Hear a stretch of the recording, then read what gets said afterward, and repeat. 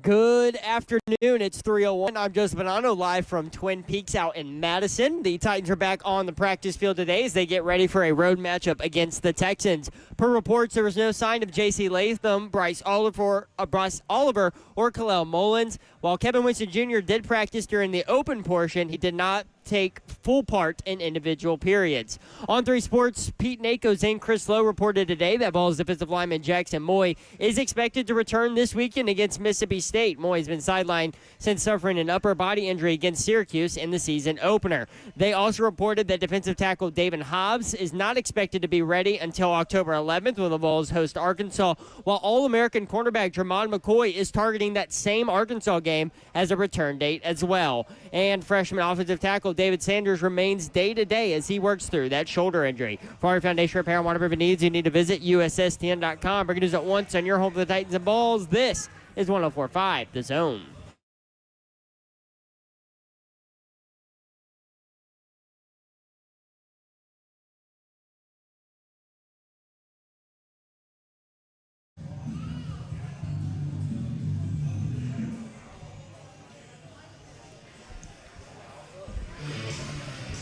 HL 104.5 The Zone, Wednesday edition. Brent Doherty with you on a beautiful day in the Music City. Hope you're having a great Wednesday. We are broadcasting live from Twin Peaks at Rivergate.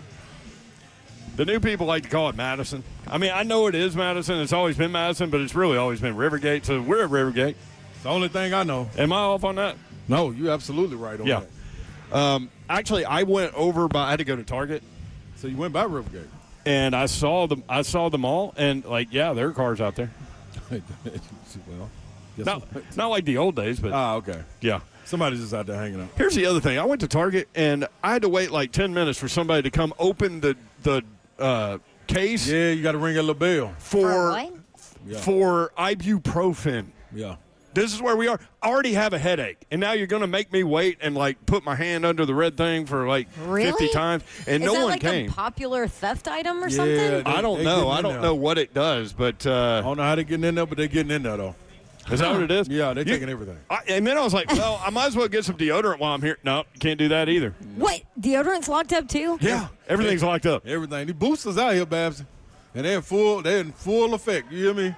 This is bizarre. This is almost as bizarre as the Titans. Oh, my Lord, have mercy. It's right there. It's right there hovering around it, Babs. At least I have cookies in front of me to Martha. That's my dessert right there. Help me navigate through this. Babs, Martha showed up at the Lee Company countdown to kickoff outside Gate 3 at Nissan Stadium, and when I was leaving, she said, "I'll see you on Wednesday." And I go, "You will?" Yeah. What's Wednesday? You're going to be at Twin Peaks at Rivergate. I said, "Oh, okay, thank you." No clue. And so she brought some cookies. Here they are, and she's Team Mom. Mom. Martha. Yeah. Oh, a gift bag and everything. There's Pringles in there. Woo, Team Mom. For Slate on. Anyway. Welcome back, Babsy. Thank you. I missed you guys. I'm back, baby. Now listen. Listen. I leave town. Welcome back, Babsy. And Shiano just hits the fan. I told Slay yesterday, I was like, and I meant to tell you, I was like, the first thing out of Babs' mouth should be like, "Hey, anything happened while I was gone?" Yeah, like what I miss. You were on the happiest place. You're at the happiest place on earth, and getting text updates though on stuff, and and actually, do you know what my response to all of it was? What? WTF. Yeah, that's the only thing that you could have. It's going on. Yeah. It's a problem, Babsy. All right, so again, and these are things that we will talk about today and probably tomorrow, and then at some point we'll break down the Titans-Texans game, which, by the way, matches two teams with the same record, where one team's favored by 7.5 points over the other. We will get into that, but obviously the two topics that are spilling over into today. Coach Cowie gives up play calling. Nick Holtz gets passed up. Bo Hardery gets the responsibility there, and then Brownlee Jr. is out. Still don't know why. I get all of our colleagues and our friends in the media that are saying, "I heard this, I heard this, I heard this." I get it. I'm going to play the logic game on this one. And I do not understand. Even today, like yesterday, we spent all day talking about how we don't understand how a starting player who got drafted 1.5 years ago suddenly gets shipped out for a draft pick worse than the one they took him for. That's right. And I wake up today, and I was hoping for some clarity today. I have none. I still don't. wah, wah. I still don't understand what's going on here, but I do know that Slay Dog is to the left of me. I'm in the building. Oh, my. Yeah. Kirby. Yeah. Slay's in the building if you didn't know. I'm going to wake you up if you don't know. Our speakers here I'ma at Twin wake Peaks you up just hit if you right don't when know. Slay said it. You better believe it. That's what I'm talking about. Good thing our little man right in front of us here that came to Better watch be ready, the show get has ready. his headphones There we go. on. I will say this. Yeah. There are at least three people in front of us with Vanderbilt gear on. Dude, that's rapping. This is where we are Yeah. in the college football season. Commodore Nation. They out Commodore here. Nation is showing up. And I still go back to Saturday and the troll job Vandy's pyrotechnic crew did on playing Inner Sandman and then Sandstorm back-to-back while doing weird things in the sky. I thought was phenomenal. These guys are on point, man. They know what to do. And they're What going are to they get saying now? This ain't the same old This ain't the Vandy. no, and they're going to get a They win would this week. never do something a troll Never. job like that in the past, ever. Yeah, I love it. Students would Injected have to in go my do it. veins. Yeah, students would do it, but not no. And even not then, the it athletic. was like kind of Yeah, it's like, questionable. Should we do this, man? Well, and here's the other thing. We talked about this a little bit yesterday, but for them to sell out, again, that's a great picture from Scoreboard. So they just showed me memories on his Facebook page. For them to sell out the Georgia State game, I remember being over there when they hadn't been to a bowl game in like 20 years, and they were playing MTSU to get to 6 wins, and they couldn't sell it out. And now you're selling out Georgia State. And listen, you know, in years gone by, you might think, okay, they've got Alabama in 2 weeks. They've got Utah State, who's not bad, coming in here. And you might think, okay, that's a possible hiccup. Not with this group. There is no way there is a team on their schedule that does not have Vanderbilt's full attention. Zero chance. Yeah, it just ain't, and that's what makes it so interesting to watch, because you're not sneaking up on anybody. Like, you know what I mean? You talk the talk all in the spring, all in the summer. Last year was a good, lucky year, you know, hold that to you. But nah, we want more, and they coming to play. So if you ain't got your shoes tied on in your lunchbox, you in trouble. No, and listen to this, too. And Babs, I want to get your take on this. They're going into Alabama at 5-0. They just will. They're going into Alabama at 5-0. They're going to be ranked like 15th in the country, something like that. The highest they've ever been ranked ever is 13th. But Alabama's got Georgia this week, and that's going to take a toll whether Alabama wins or loses from a mental perspective. too. And so they will go into the – especially if they win. They'll go into the Vanderbilt game thinking, oh, I remember last year we're going to roll over these guys. And that's not a bad place for Vanderbilt to be if they've got to go on the road to Alabama. That's probably the perfect week. Now, I'm not going to call for a win there, but I'm just saying from a psychological standpoint, that is the perfect time to go into that Alabama game for Vanderbilt. That's right. So this is totally random, but somebody at Disney had a Vandy shirt on, and I was like, "Oh, Vandy, yeah, That was real. right?" Like in the middle of Orlando. I'm like, "Look at that." Anyway, Look at that. so the question that came up when I was like, "Oh yeah, we're from Nashville, whatever." Question that came up: does Clarkley stay there? I'm like, that's what you're worried about. Wow. Are you? Just think, before Diego Pavia, 2 off seasons ago, people were talking about you better win or you're gone. Or you're gone. Yeah. Yep. Think about that. Will he Yep. stay there? Does Clarkley stay? So, I mean, this is a totally different Vanderbilt. is. That's crazy. It It is is. amazing what, and this is just like surface level, Yeah. amazing what one player can do. Yep. But Clarkley had kind of established the culture, right? But then Pavia came in and said, okay, you've got this foundation set. I'm about to build us up. on it. Yeah, let me take I'm going us to up. take it up a notch, and we're going to really dive in and develop this culture into what it needs to be. Yep. You Like coulda- one player can help transform when you're right there on the verge of building something and you're almost Yep. there. A quarterback who is vocal, has swagger, is a little crazy, Yep. can help you to just blow it all Yeah. up in a good way. And that's exactly what he did. Like, it's this It's very seldom. You couldn't have did that, I don't think, with a running back unless you had somebody already in place. But him going out and being able to recruit guys. Yeah. Like, he went and got guys, too. Yep. That's the biggest thing. So bringing in the offensive line that want to block for somebody like this, a running back that want to play with this guy, and we keep leaving out this year that OC Kill. Yeah. That's huge in this. That's huge in this. Think about the guys that he brought in. His tight ends from them. Eli Stowers. Running back is from them. Yep. Alexander. When he got an old lineman from there. Like, you went and got your pieces that understand this system. And it's also chip on the shoulder guys. Absolutely. You know? Absolutely. The biggest thing for me was Clark Lee understanding that he needed to call the defensive plays, that he needed to be the defensive head coach, right? I think that was huge. Bringing in Jerry Kill was huge. Bringing in Diego Pavia and Eli Sowers, huge. And everything else kind of flowed in, and they were able to change everything about how they did things, how they thought about things, and what their mindset was. And it's been fun to watch that transition for sure. Tennessee, as Zeph mentioned during his update, defensive tackle Jackson Moy should be back this week. That is huge as Tennessee goes down to Mississippi State. And from on 3, Pete Nakos, Jamad McCoy targeting the Arkansas game, which would have him back on the Tennessee football field in advance of the Alabama game in Tuscaloosa there, speaking of Alabama. All right, Coach Cowie gives up play calling. Babs, you were not here to offer your opinion about that. Surprised, not surprised? Where are you with that? Is grateful too harsh?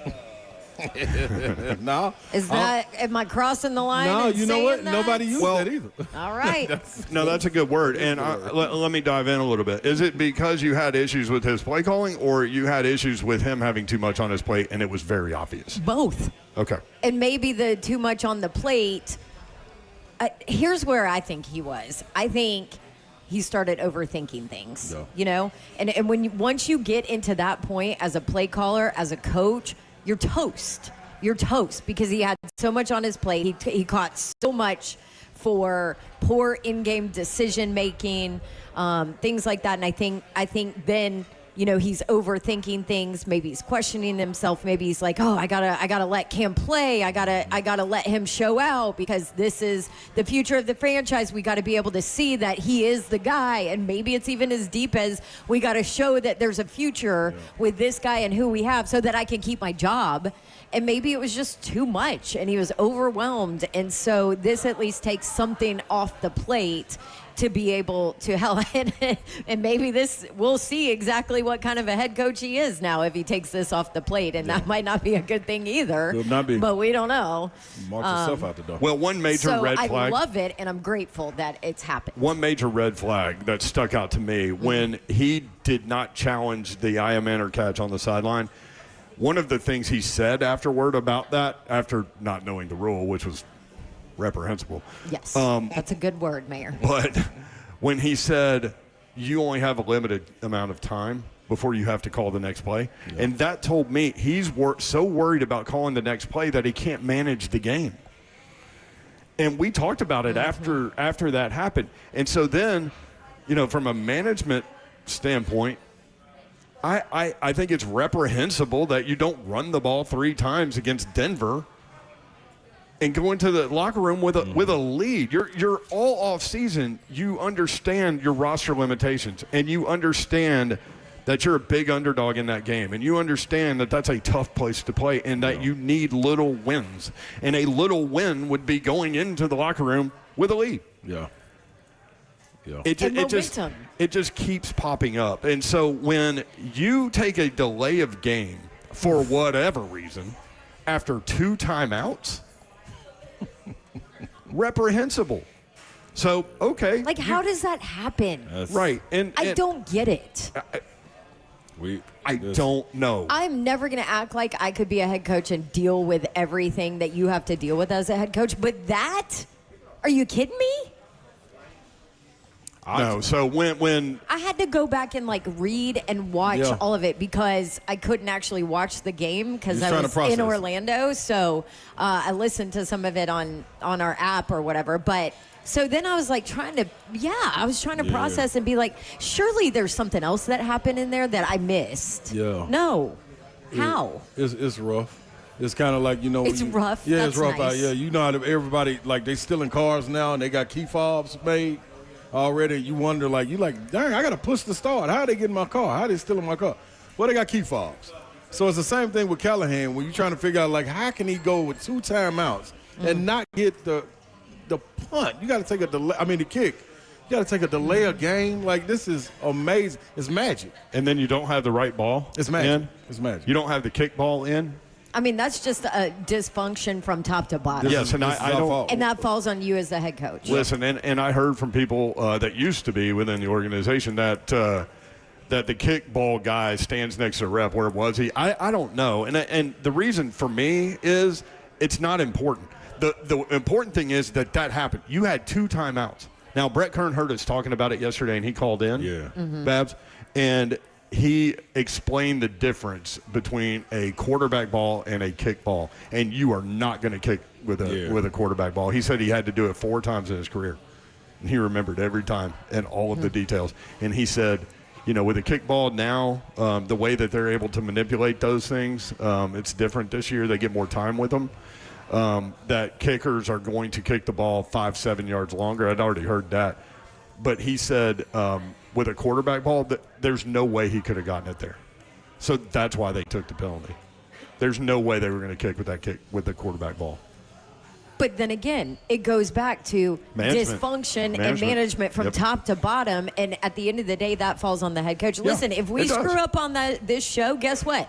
It's Paul Mason's fault and Allison's fault. It is. Yep. They come and talk to us. Yeah. So that means somebody must have went and talked to him and told him, hey, brother. You're going to not call plays anymore. This is not working out. So ultimately, the playbook's not changing, right? So it's going to be interesting, and Blaine was talking about this on cover 2. It's going to be interesting to see if how different the sequence is in plays that are called. And we went through yesterday. Bo Hardigree did have success in 9 games with the Raiders, and the numbers went way up compared with Josh McDaniels in the previous 8 games that season, but we'll see. No, go ahead. Also, Brownlee Jr. we got to get into again. Oh, what a mess! He's out, and listen, I'm gonna go ahead and tell you, we hear all kinds of things on this one. This is a weird situation. So sometimes when you listen to the show and something happens, you might hear us say, "Hey, we hear this," and we're only going to say that if we trust it. But we're not reporters, we're not journalists on this show, but we do talk through things with you, and we do have access to information. This is weird. Hear way too many different things for me to sit here and say, hey, I heard this. I don't know how you trade away a starter and don't address the fans. No. Reprehensible. Borgonzi, Brinker, let the fans know why you trade a starter away, please. Don't trot the head coach up there. Clearly not his decision. No. And then he's got to answer questions? Yeah. Come on, y'all. He answered them It's poorly. common sense, man. That's the way we operate. But I kind of feel sorry for him that he had to deal with it. I feel like we've been here before. We have. We're right back in the same hole that we got out of. It's similar personnel stuff, and you march out the head coach to answer stuff. I mean, didn't this happen with Vrabel? Yep. And that was different management. Yep. Yeah. It's same So count, at the same end of the round, day, everything. it's an organization thing. Yeah. Do the fans deserve to know why a starter was traded? Absolutely. Yeah. I At least so. hear whatever you want to say about it. I believe but so. And that's just because we can only go what we see on the surface. So we're going to make anything up, our expectations, whatever it may be, we can only go. We're not behind the closed doors. So if somebody on the surface that we see that worked his way into a starting role all of last year and this year is gone, why wouldn't you tell us? Somebody And called of course in. we're going to be like, well, there's clearly something behind the scenes. It's got to be. There's got to be. There's got to be. Or he wrong. wanted out. Yeah, which and is fine, yeah. too. Listen, if you're Borgonzi and Brinker and you don't like us saying those things, Yeah. then tell us what happened. Yeah, and Brownlee has been transparent from the get-go, almost maybe saying too much. If you can ask him anything, he's going to tell you. Now, it's going to be in that Florida dialect and all that accent you may not understand, but when you go transcribe it, you're going to understand exactly what he's talking about. He don't hide no punches. He did tweet about it today, and it has since been deleted, but we do have it. So we'll read that for you when we come back and get your take. If you want in, 615-737-1045. We are at Twin Peaks at Rivergate. We would love to see you. We'll be here until 6 o'clock on 104.5 The Zone. What you got, Babs? We also have the injury report. Injury report coming up next. I promise. The one thing I know, we're going to have fun on this show. Absolutely. No matter what's going on, and we'll talk through it with you, and we're here for you, and you're here for us, and we're all in this together. We'll be right back. 3HL 104.5 The Zone.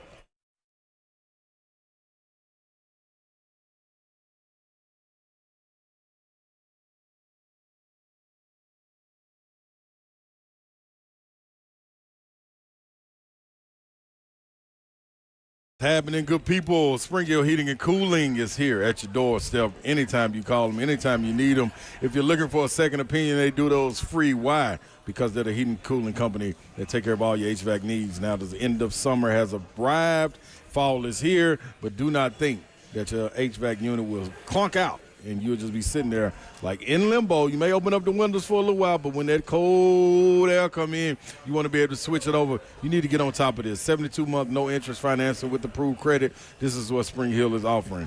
And they're treating you like family. Why? Because it's family-owned and operated. Locally, Kevin and the fam, they opened up their doors, and they have been treating people like family. I had them come over, check out HVAC unit, and believe me, they live by leave it better than you found it. I guarantee you. So get on top of it. Get it with springhillac.com. Hit them up. Get your appointment today and make sure you stay on top of it. The Spring Hill Heating and Cooling. You know how life can change in an instant? Car wreck can throw everything off. Your job, your bills, your peace of mind. You need to be ready for things that you don't want to be ready for, but how do you get ready for that in advance? Get Bart Durham, Injury Law, Blair Durham's number into your phone, 615-242-9000. That's 615-242-9000. Marine veteran Blair Durham and his team have been fighting for folks in Tennessee for years, making sure insurance companies pay up what they're supposed to, when they're supposed to, how they're supposed to, all those things. No upfront costs, no waiting around, just real people making sure you get what you deserve. Get Blair Durham's number into your phone, 615-242-9000. That's 615-242-9000. If you've been injured, don't wait. Call BDIL, Bart Durham Injury Law, 615-242-9000. Better yet, get the number into your phone now. That way you'll be ready just in case, and you won't miss any time. You'll be able to get in touch with them very quickly. 615-242-9000. That's Blair Durham's number, 615-242-9000. They're here 24/7 and ready to fight for you. 615-242-9000.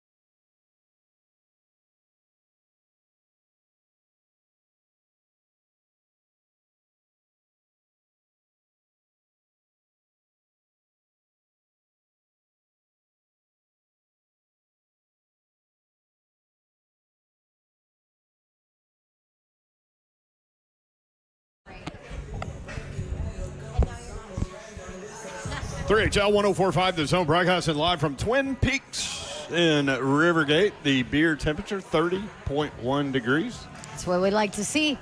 Cold beer. Food's incredible. Cold beer sold here. Zeph got the Philly. Yeah, it made me want to go dive into that right there. I wasn't even thinking along those lines, but, man, it looked good. I don't know if they got A1, though. Oh, gosh. I wouldn't be able you to and eat your A1. I I bet they be able to do eat have it here. Yeah, I wouldn't be able to eat it, Babs. I mean, where were we? We were at that fancy steak place Yeah, ask her, in see what she said. Thank New you. Orleans. Could I get a side of bourbon teriyaki, too? Oh, there you go. In New Orleans. Do you have A1? She didn't hear me. Because it don't matter. Do you have A1? Oh, yeah. See, they got it. Put some on here if she brings Oh, it. jeez. Just for the hell of it. Anyway, we're at this fancy steakhouse Yeah. that Jim Nance Yep. got us into, Sure did. basically. And Slay's Yeah, like, he did. oh, yeah, I need A1. And the guy's like, what? Yeah. Like, what is this blasphemy Yeah. from this guy? Absolutely not. But then you ate it without it, and Yep. it was I like, amazing. this is pretty good. Yeah. This is a good steak. So Yeah. that's how I knew that it was a top-notch place. Well, Babsy's piece of fish over there looks like That looked like good an and expensive glazed. fish house place. Yeah, it's glazed up nice over there. It is. 615-737-1045. We'd love to see you here at Twin Peaks at Rivergate. We'll be here until 6 o'clock, and we've got a lot to get into, obviously. lot. And we're glad to have Babsy back, that is for sure. Absolutely. Join us on Friday as we broadcast live from Fight DMD's 16th Annual Golf for a Cure at Greystone Golf Club. That's our guy, Terry Marlin. Yes. And Jonah and Emery are his kids. They both have Duchenne muscular dystrophy, which is a 100% fatal deal. So we need your help. FightDMD.com if you want to find out more information about those guys in that organization, the money they raise. Very, very important cause to us and to certainly to them and so many people in Middle Tennessee. Coach Cowie gives up play calling. What's that going to look like on Sunday? Oh, you're getting A1. Thank you very much. Whether you want it or not. Oh, yeah, I got it. Holtz I drink that. gets passed up. Who? Nick Holtz, the offensive coordinator. Yeah, this has been Still a not thing, calling plays. So Bo Hardigree, the quarterback's coach, will call plays. So, question being, now a lot of times when it comes to falling on swords for decisions you've made, whether it was friends you hire, whatever it may be, roles that are created, sometimes you got to fall on it. You got to fall on that sword. We saw that with Vrabel. We're kind of seeing that with Callahan. Wasn't that his special teams guy that he brought in?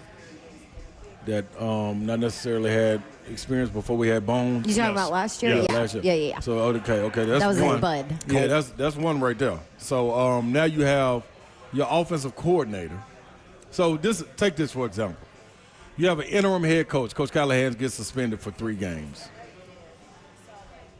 Who would you start delegating different spots for people just because you're out as a head coach? Like who would take the coaching Somebody role? got to take the coaching role. You don't want to put necessarily a lot more on their plate as far as if it was Nick Holes, you were going to move up to that. And the unfortunate part of this is, what if he gets fired? Who's the interim? I mean, same question. Yeah, and what responsibilities get delegated? Because apparently if you're the offensive coordinator, shouldn't the offensive coordinator be the play caller? It's weird. We're missing something. So, But then Bo's done it before and has had success at doing it before with a less talented quarterback. Absolutely. So maybe that's it. But you knew Bo coming into this as well. Right. So why wouldn't you? The whole thing's weird. There's so many weird. You said one question. We got 8,000 questions. I mean, a lot of them we had in the offseason that have spilled over. It is Wednesday, September 24th. Yeah, we're early. And we are early. And we are early. in, this is Titans talk, right? Yes. This is what we do. And this is our conversation. Yep. This right here. It's not about, the fact that Cam Ward's on the injury report today. It's not about that. We're about to talk about that. But I didn't know that. Yeah. This is our conversation. Yeah. Like, what a disaster. Right. The whole thing is a disaster. So Bo Hardigree, just And to you know revisit. me. I'm not that. Like, No. I am not you guys know, even in the text, I'm like, yeah. Yeah. I think it'll be okay. Oh, I think Callie will get his feet under him. Like, last year was tough. It was first-time play caller, first-time head coach. I think, no. The unfortunate part of this for Callahan, Lost look, it. I mean, nobody is shocked that the Titans are 0-3. I mean, but it's how the 3 losses have happened. And I just went through all the ineptness. Yes. Bingo. And I went through the reprehensible coaching mistakes that have happened because of poor management on the sideline. And you shouldn't have to have more than one, Mayor. But here's the thing. You shouldn't be able to say more than one. To Slay's point about falling on the sword, it's obvious that Brian Callahan has no more rope, right? He had the rope in terms of he was calling plays, so he could give that up as a way to, keep going, right? So all he can do now is win. And he doesn't have the roster to win. That was my other question. Driving in, I was like, okay, so if they are true and leaning on, what was it, patience and I forgot what it, patience over panic or something like that. Mm-hmm. Patience over panic. So have the patience. Okay, if we're gonna have patience, does that patience apply to everybody? Does that apply to the coaching staff? Does that apply to the players too? Because when you does that apply to Miss Amy? I mean, because they didn't grab that out of nowhere, out of thin air.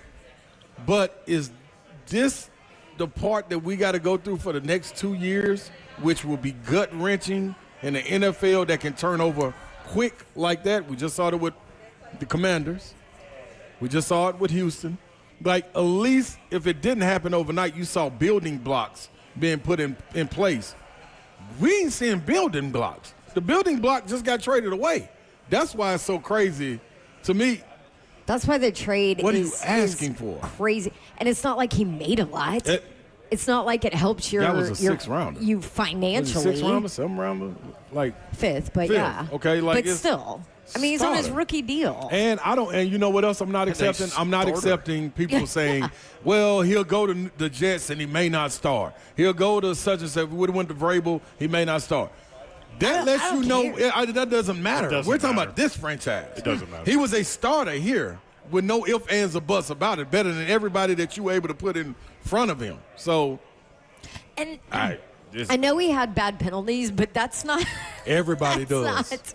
I mean, look at we got this veterans. Team. Everybody. We got veterans having bad. Zeitler jumps off sides. We got it's wild. It's bananas. That's what it is. Speaking of bananas. BANANAS. Injury report, Zeph. Yeah. It doesn't look good. Well, no, okay, I want to point out. It's a walkthrough exactly. day. That's what I was just going to say. It's a walkthrough day. So they didn't actually practice, right? Yep. Which means this could mean nothing. Could mean nothing. But go ahead, Zeph. Okay, so who did not practice today? J.C. Latham, not surprising. Khalil Mullings with an ankle injury, and Bryce Oliver with that knee injury he's been dealing with. Those are the same. Did not practice. Who was limited? Kevin Zeitler, who missed last Sunday, still dealing with that bicep injury. Kevin Winston Jr., who was limited with a hamstring. And then the big one, quarterback Cam Ward, limited with an ankle and calf injury. I wouldn't be worried about that one. We'll wait and see on that deal. You don't want to see him on the report at all, but I mean, it's early. Yeah, I'm always leaving that one for maintenance for him. Yeah. Speaking of the quarterback, QB1, let's hear from Cam Ward. He addressed the media when we come back. We'll play the 7 minutes that he spent with the media next. Stay tuned. Cam Ward next. 3HL broadcasting live from Twin Peaks at Rivergate. We'll be here till 6 o'clock on 104.5 The Zone.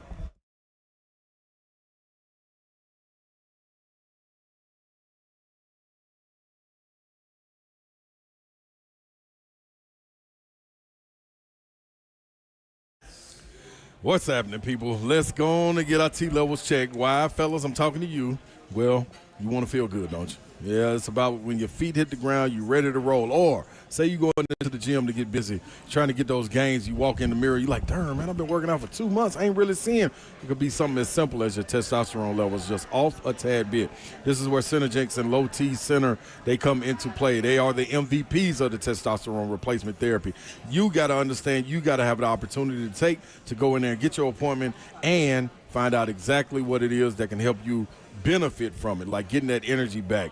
Maybe feeling like newlyweds again with your spouse, or When you're at the gym, you're saying to yourself, you're crushing it. It's that simple. Women also. That's right. Women experience many of the same symptoms of men with low testosterone, tiredness, no energy, mood swings, and low libido. So women can come in and get tested as well. Treatments for them go the same way. All you got to do is go to trtmvp.com, trtmvp.com. Get your appointment today.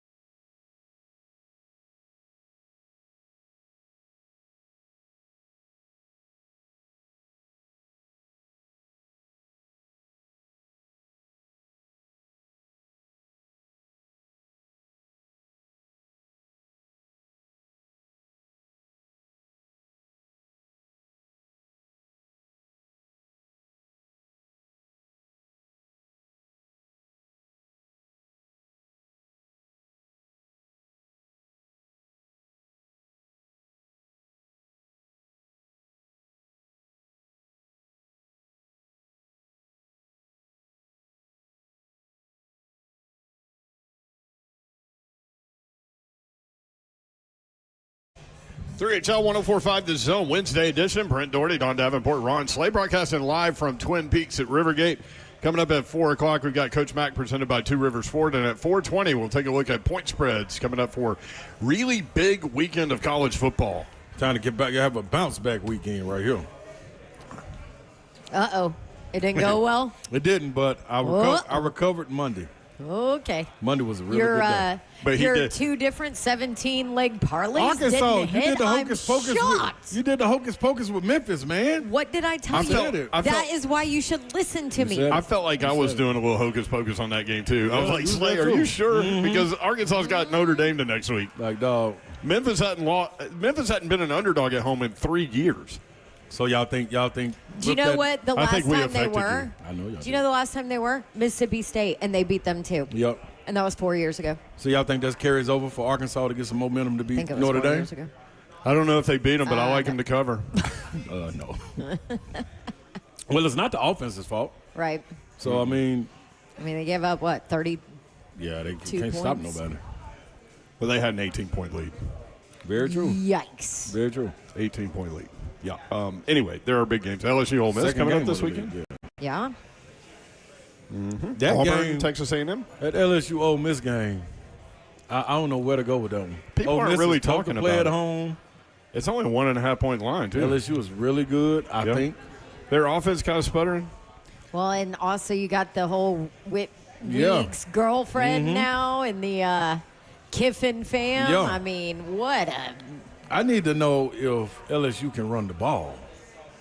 I'm watching them, and it's all on Nussmeier's shoulders. Like, Just like last year. yes, And we heard all offseason that they would be able they to got run to the run ball. the rock, man. And now, part of that is watching them against Clemson, where they got the lead and then managed the game. Yeah, that's true. They got the lead against Florida. They knew Florida couldn't score Yeah. on them. So, they were trying Take care of the ball. get out of there. But Do you like Lane Kiffin's move, sticking with a hot hand, going with Trinidad Chambliss at quarterback? You can't. I mean, Can't take him out. You can't take him out, dog. He's on fire.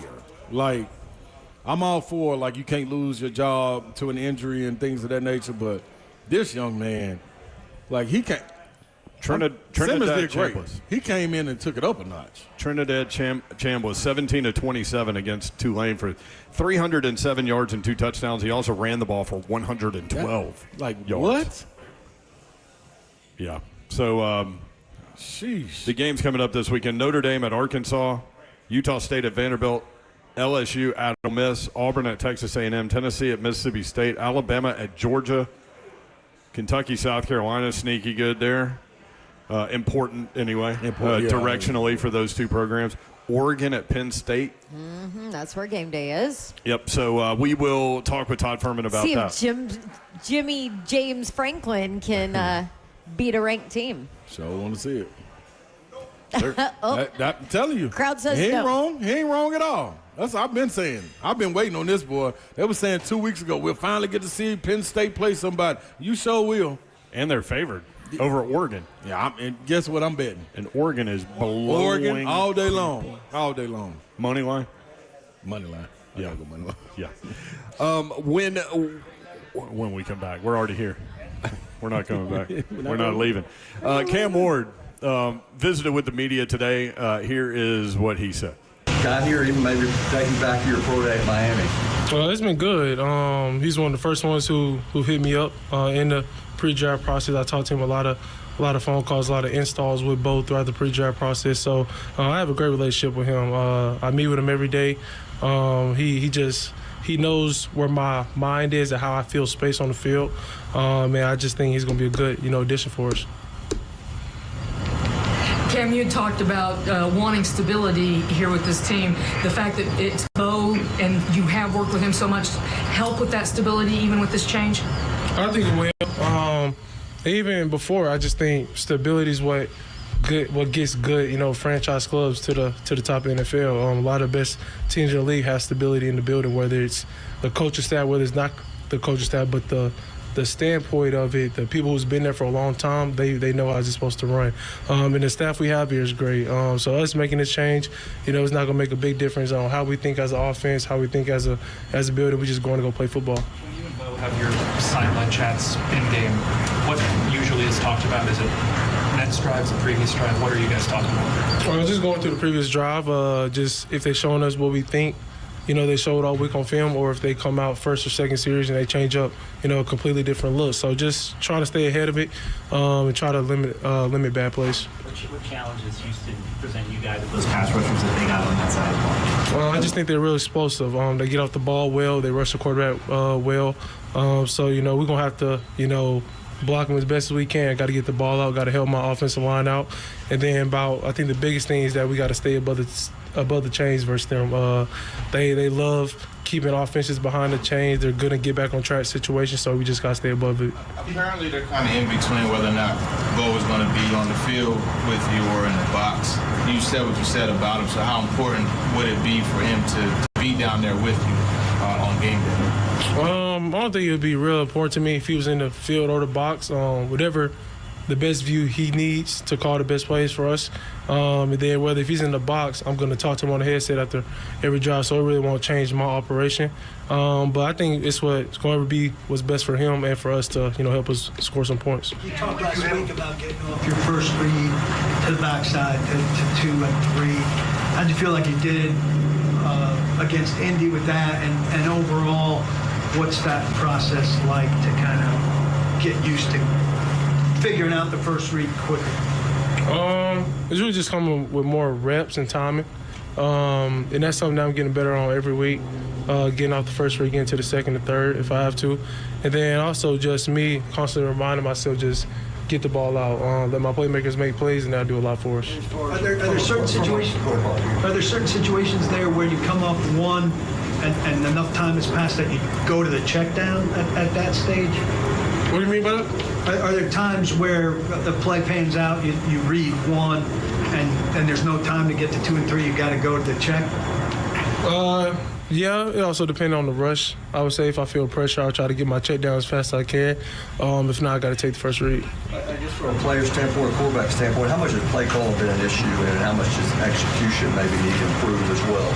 I don't think it's been an issue. I think the biggest thing is that Coach just has so much to deal with, and it's probably hard for him to give a play call. He's one of the best play callers out there, but he has a lot of important decisions to make for us to win games, and I just think him giving that up to Bo right now, he thinks it's best for us. I think it's best for us as well. So whatever Coach agrees with, I'm gonna go with. With the Jarvis trade as well as this move with Bo, what's your level of confidence in the way the franchise is moving with those things? My confidence is high, especially in the GM, Mr. Mike. I think that's one of the best ones. Out there you see what he had when he had his input in with the Chiefs and what that program has done. And so it's really all about us sticking to the process, staying patient. We just try to do our job and go win games. Okay, what do you feel like the mood of the team is after a few rough weeks? And as a rookie, do you feel confident taking a leadership role as you thought you would, to try to keep everyone's spirits up? Yep. Vibes are high in the locker room. We in there saying some crazy stuff, being good teammates. So I mean, the only way for us right now is up. We 0-3. We got to get ourselves. We put ourselves in the hole, but we didn't dig it. 2 down. So we just trying to get up, win games, but we got to win one. Try to win one this week and try to repeat the next weeks. They emphasize the importance of the Titans rivalry to you this week? They emphasize it? Yeah. Oh yeah. That's something they're gonna emphasize. The whole week. But we're not really too focused on rivalry. We focus on winning the game. Any special significance for you personally playing so close to home in this one? That's gonna be at the game. Or just, is it significant to you? How many people? All that stuff. It's not really that significant to me. I would say I'm just playing football. Hopefully, I know I have a couple family members down there, probably a lot of family members down there, especially with Quandre's side. But I mean, I'm locked in. I'm playing football. I'm going to do my job. Did you go to Texas games? Growing up? Yeah. I went to one game. It's when Quandre, when he played the Texans. That was the only time I went to the Texans game. I know Brian's talking about playing with a desperate mindset, or maybe approaching the week with a desperate mindset. What's that mean to you and the guys? That we got to throw everything out there to win the football game. We got to put ourselves back on the right track to try to win our division. And that's going to be a week-to-week process, but we got to stick to it. There was no laughing matter. You want to score touchdowns, but you give Chim a hard time about the bad luck he's had. He's had 2 touchdowns called back already. You say anything to him, how your time is coming too? Every time's a charm, man. Yeah. You better stick the ball across the goal line. Hope it's 4th down. The wristband. Is that something? Like, are you a big proponent of wearing the wristband and being able to refer to that on the play calls, or do you think that's something that's not necessary? It is necessary, but it isn't necessary it just depends on what down it is. I would say the biggest thing, because I've used it in college, not as much as here, but we have so much information on one play. If you don't get the first time, you might be a delay of game. So the wristband just not only simplifies it for everybody, but we get to play in faster. We can move it up at a faster rate. Cam Ward, quarterback 1 for the Tennessee Titans. You can watch us on live YouTube, Facebook Live, Twitter, and Twitch. Twitch, please. Vandyman AD2 says Cam is just so chill, no question or situation bothers him like his demeanor. Dog. I like his demeanor too, but I thought he said a little something in there. I'll tell you one thing. I trot that man out there in front of the microphone every opportunity I could. Mm-hmm. Any hope that you're looking for, that man got it right there. He can sell it. Now, he's not trying to. No, he's just being him. Himself. Hey, man, you got that right. I would camouflage so much foolishness that we got going on with him being in front of the microphone, because everything else other than him is foolishness. Everything else. Like this dude right there got it, man. What did he say? Saying a lot of crazy things in the locker room. Yeah. Did he say saying a lot of crazy things, or we've seen a lot of crazy things? I thought he said saying. Saying. Okay. Yeah. But I thought that was interesting because you almost felt like you could hear him say it with a little smirk. Like, yeah. I don't know. Did you guys, you know me, I'm always like, read between the lines and listen to tone and the things he said about Bo, too. I think he's excited about this. Has a great relationship with Bo. He knows where my mind is on the field. Seems like it's an understanding now. So if you ask and see, like, where as a lot of your time is being allocated to, who is it being allocated to? It must be with Bo. Yeah. Coming in them early mornings, he must be one of the ones that's in there consistently. So. Said he called him when he got drafted. Okay, there you go. Play calling hasn't been an issue, but the head coach has a lot on his plate. So he kept repeating, win game. Win game, win game, win game. We're trying to win games. He said, my confidence is high with the organization, just trying to win games, focused on winning a game. Playing in his home area, not significant to me. More on Quandre's side of the family. So. They're going to be there. So there he is. There's the head coach. All right, when we come back, or the quarterback. Maybe he should be the head coach. Well, according to Slay, we need to hear from him way more than we do Brian Callahan. Give me him. I have a question for you. Can Brian Callahan come back from all this? Got to win games. That's his only option. And I don't know. He doesn't have the roster to do it. So that's the ball. But even if you do win games, can you come back from all this? Yeah, I mean, winning cures everything. It does. It does. In sports. And when you win. Now, I said this yesterday, Bab. We lose on 4-game losing streak. You go down to Houston and embarrass the owner in her hometown with all her people there and lose by like 21. Go ahead and do that and see what happens. Yeah, that won't be pretty. We'll have a lot to talk about next week if that happens. Either way, we will. That's where we are with the Titans, that's for sure. All right, when we come back, Coach Mack, presented by Two Rivers Ford, will join us. Keep in mind Todd Ferman coming up talking about point spreads, huge games in the college football world this weekend. We'll do those two things in the next hour. Stay tuned. Twin Peaks in Rivergate, that's where we are. We'll be here until 6 o'clock on 104.5 The Zone.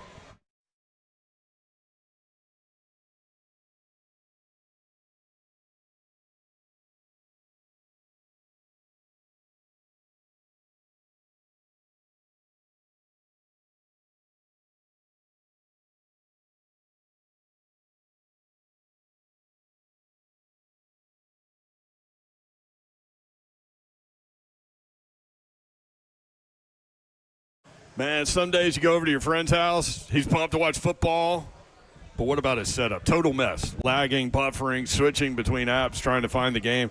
He claims he was a big fan, but I feel like, maybe you've been fan-fished. See, if you can call yourself a football fan, you've got to have Xfinity, the ultimate sports destination. You can find the best games, your favorite teams, all in one place, and the way I watch, next level. Perfect fan flex. Got all the action right in my living room, plus Xfinity's best picture and sound with enhanced 4K. So clear it feels like I'm in the stadium. I do have the rather large 4K television. I also have another pretty big television in my living room, and Xfinity has those boxes covered.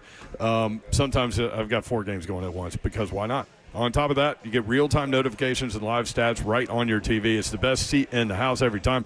Next game day, make sure that big fan isn't a big fail. Learn more at Xfinity.com. Xfinity, imagine that. Restrictions apply. Multiview requires Xfinity 4K capable TV box. Call, go into the store, or visit Xfinity.com.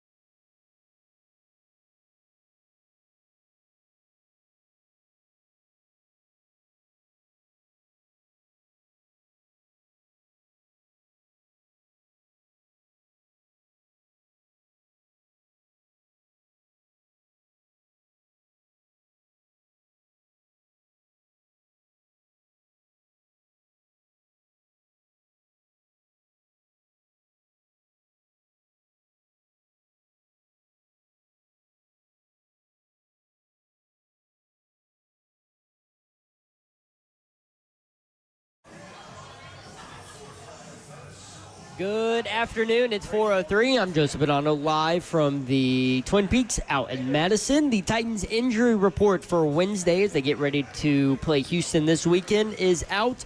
J.C. Latham, Khalil Mullins, and Bryce Oliver all did not practice. Kevin Winston Jr. was limited with a hamstring. Kevin Zeitler was limited with a bicep. And quarterback Cam Moore limited with an ankle/calf injury. On 3 Sports, Pete Nakos and Chris Lowe reported today that Vols defensive lineman Jackson Moy is expected to return this weekend against Mississippi State.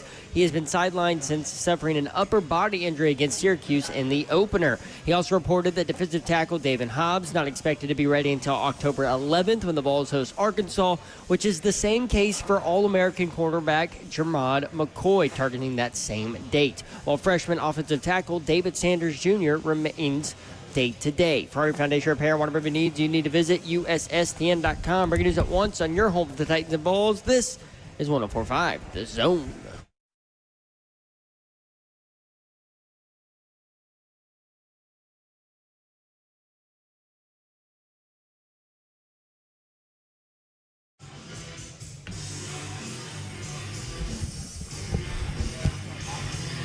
Welcome in 3HL 104.5 The Zone Wednesday edition. Brent Doherty, Don Davenport, Ron Slade, broadcasting live from Twin Peaks at Rivergate. We'd love to see you out here. The beer is cold, the food is great.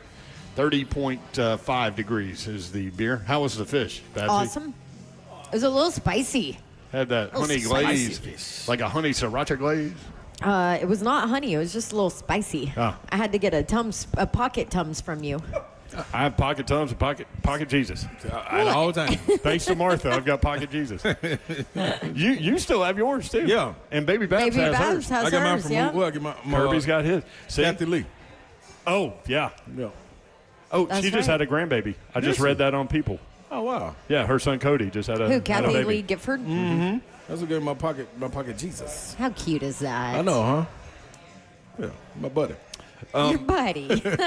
Lot to talk about with regard to the Titans. Coach Mack joins us thanks to our friends at Two Rivers Ford and to thanks to Coach Mack for picking up the phone and calling us. Hey, Coach, how are you?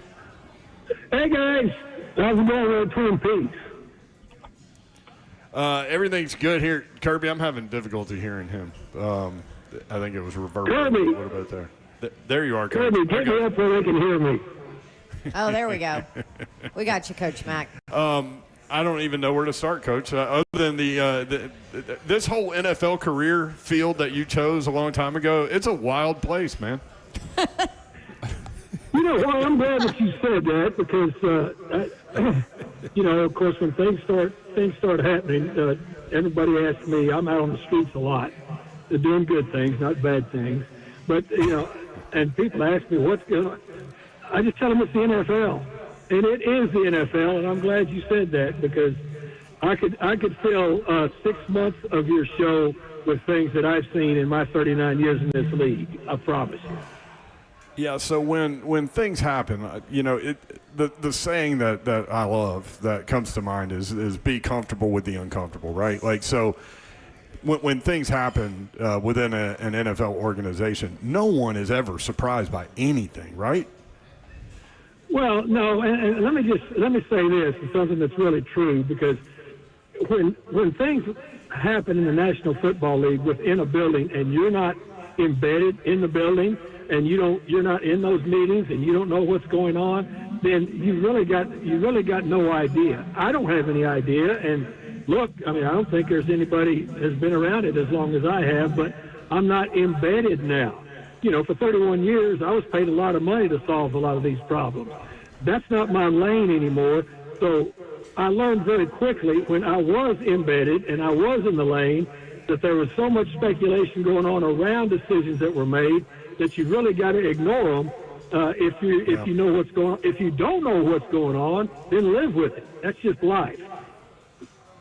Coach Mack with us, presented by Two Rivers Ford. So just from a big picture perspective, how different will the process be with the play calling now going to the quarterback's coach, Bo Hardigree? Well, I mean, that's something that's hard for me to say. Clearly, the decision was made by everybody involved with it. I know this personally. from being a coordinator to being a head coach. When I was a coordinator, I called everything. When I became a head coach, I turned that over because there was so much that goes on in a ball game, and especially me as a first-year head coach, and I'd been in the league 15 years before I accepted my first head coaching job, and there's still things that happen so fast and so quick and so much very time sensitive. You got to be able to make those decisions. I didn't feel like that I could call the game and be able to administer the game. I couldn't. Some coaches can. I knew that I couldn't. That's why I always had a coordinator to do it on both sides of the ball. That was just my personal experience. Coach Mack, when you have these pieces that are out like this, I understand like the league goes on, things keep churning, but when you have Latham and you have a guy like Big Sweat who you're going to lean on, like what's the plug and go about that? Like especially where the team is at 0-3 going to play another divisional opponent, and what do you say as a coach? I mean, I understand you get paid, but you got to get past money at some point and say we got to be able to go fight. Like, what are you asking me, Ron Slay? Let me ask you this. What do you Slay tell as a coach? Slay doesn't know how to ask this. Yeah, what do you tell these players to get these players to go out there and give some kind of effort so you ain't 0-3 and so you ain't false starting, so you ain't getting behind the chains, so you're not having the same conversation 300 week after yards week of after penalties. week after week after week. Just tell them don't do it. What else can you say? And that's who you've got to play with. What happened on the basketball court when you weren't out there? If you weren't gone for a while, if I was gone, they was in trouble, Mac. Well, I think you answered your own question. Okay. Are you Tavondre Sweat in the situation? Titans in trouble. This is there's a reason your starters are your starters. There you go. Especially in the National Football League, there is a reason. I think that we all knew, all of us, with all the information that we had going into this season, that this depth on this roster was razor thin. And you felt pretty decent if your frontline guys could have stayed healthy. Well, that hasn't happened through 3 weeks, and you've had some significant guys injured. Now, does that mean that you can't play and you can't win? No. Does that mean it's going to be a little bit more difficult? Absolutely it does. But that, again, that is just life in the NFL. That is life unless you've been around long enough at one place with enough people that you've got your depth built up. That's not where they are with this roster right now.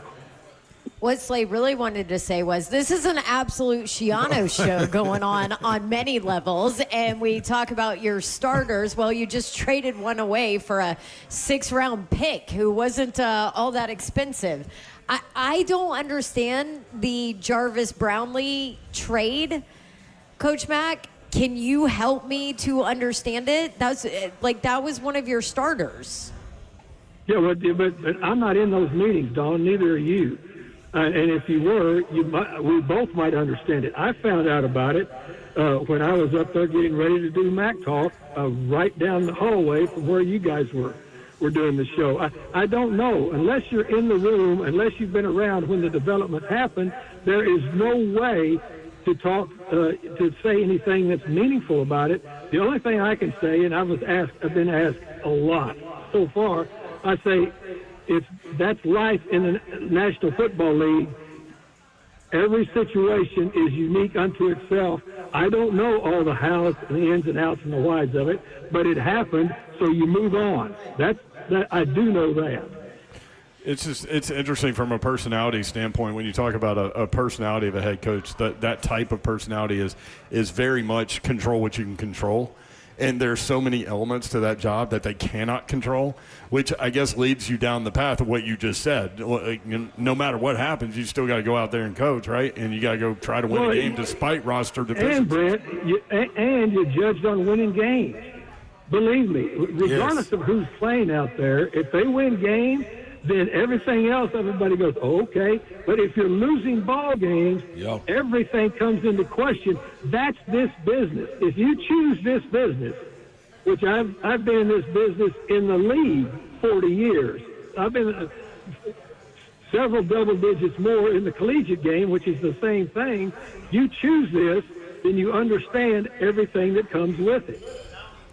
Titans and Texans coming up on Sunday. You catch it all right here on 104.5 The Zone, Babs. All right, Coach Mack, give me the biggest positive about this Titans team right now. I feel like fans need it. Maybe we need it here on this show. What is the positive within this team right now? Well, first of all, y'all are going to be okay on the show. All three of you. Y'all are going to be okay. Life's going to be fine for all three of you. So, and our listeners, I understand that. But look, here's the positives to me. You've got a quarterback. You've got to build around this quarterback. And plus, I think last year everybody was really concerned because you were losing ball games because there was issues on special teams. Special teams has been a really positive thing this year. Yes. Which is not a small thing. It's a big thing. But the reality of it is you understood where you were with this young roster. What none of us anticipated nor wanted was the number of injuries right now. And there's nobody within the sound of my voice right now that likes being 0-3 at this situation. Nobody. And so that's the positive that I could give is that they're going to practice and go out with who they have and try to win this ball game down there in Houston. That's the only chance you've got in life in this league is the next week. If you're losing, your only chance is next week, and that's what they have to work on right now. And I promise you three on this show will be fine. Yeah. I mean, we're good. Yeah, we can. We're good. We can win. Hey, special teams is positive. Yeah, you've got a very capable coach right there that took over that unit. Yeah, just make sure the kicking ball's in there. Yep. So Brett Kern doesn't have to call us and explain that. Yeah. Thank you, Coach. Well, Good let me stuff. tell you Appreciate you. something. That to me, and I didn't hear what Brett was saying, but I know that was very, very unusual. But the kicking ball was not in the game. Right. And, Brett's overriding point was if you don't have to kick a quarterback ball, you ain't kicking a quarterback ball. Yeah. And he said it's happened to him 4 times in his career. And he probably didn't like it any of the 4 times, did he? No, he said one was a playoff game in New England, and he got 38 yards out of it. Anyway, thank you, Coach. Appreciate it. Guys, we'll see you. Thanks. All right, Coach. Coach Mack, presented by Two Rivers Ford. Todd Ferman coming up next as we continue to broadcast live Twin Peaks, Rivergate, 104.5 The Zone.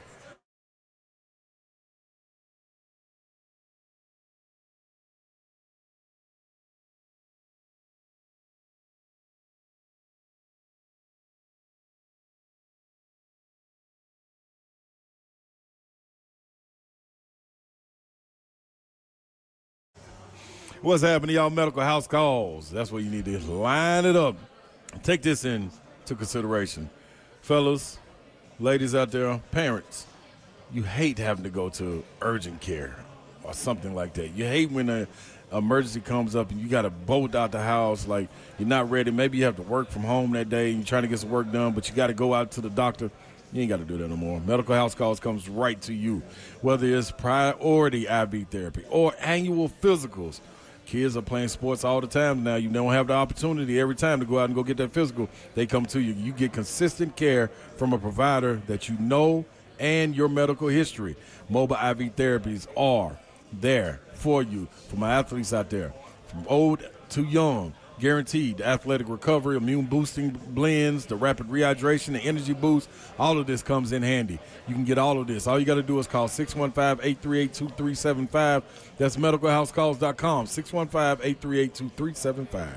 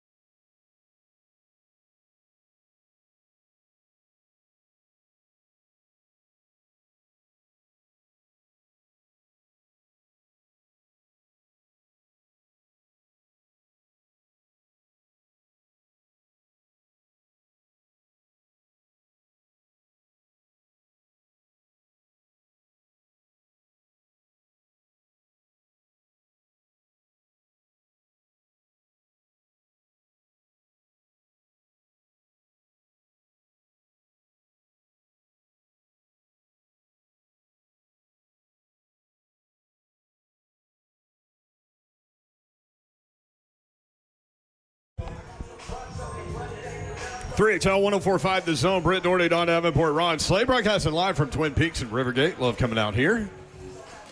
Love to see you. We're going to be here until 6 o'clock. The beer is cold. The food is great. Todd Ferman is on right now. Todd, let me. Well, first, hello. How are you? I am doing splendidly today, but I am a little bit hurt.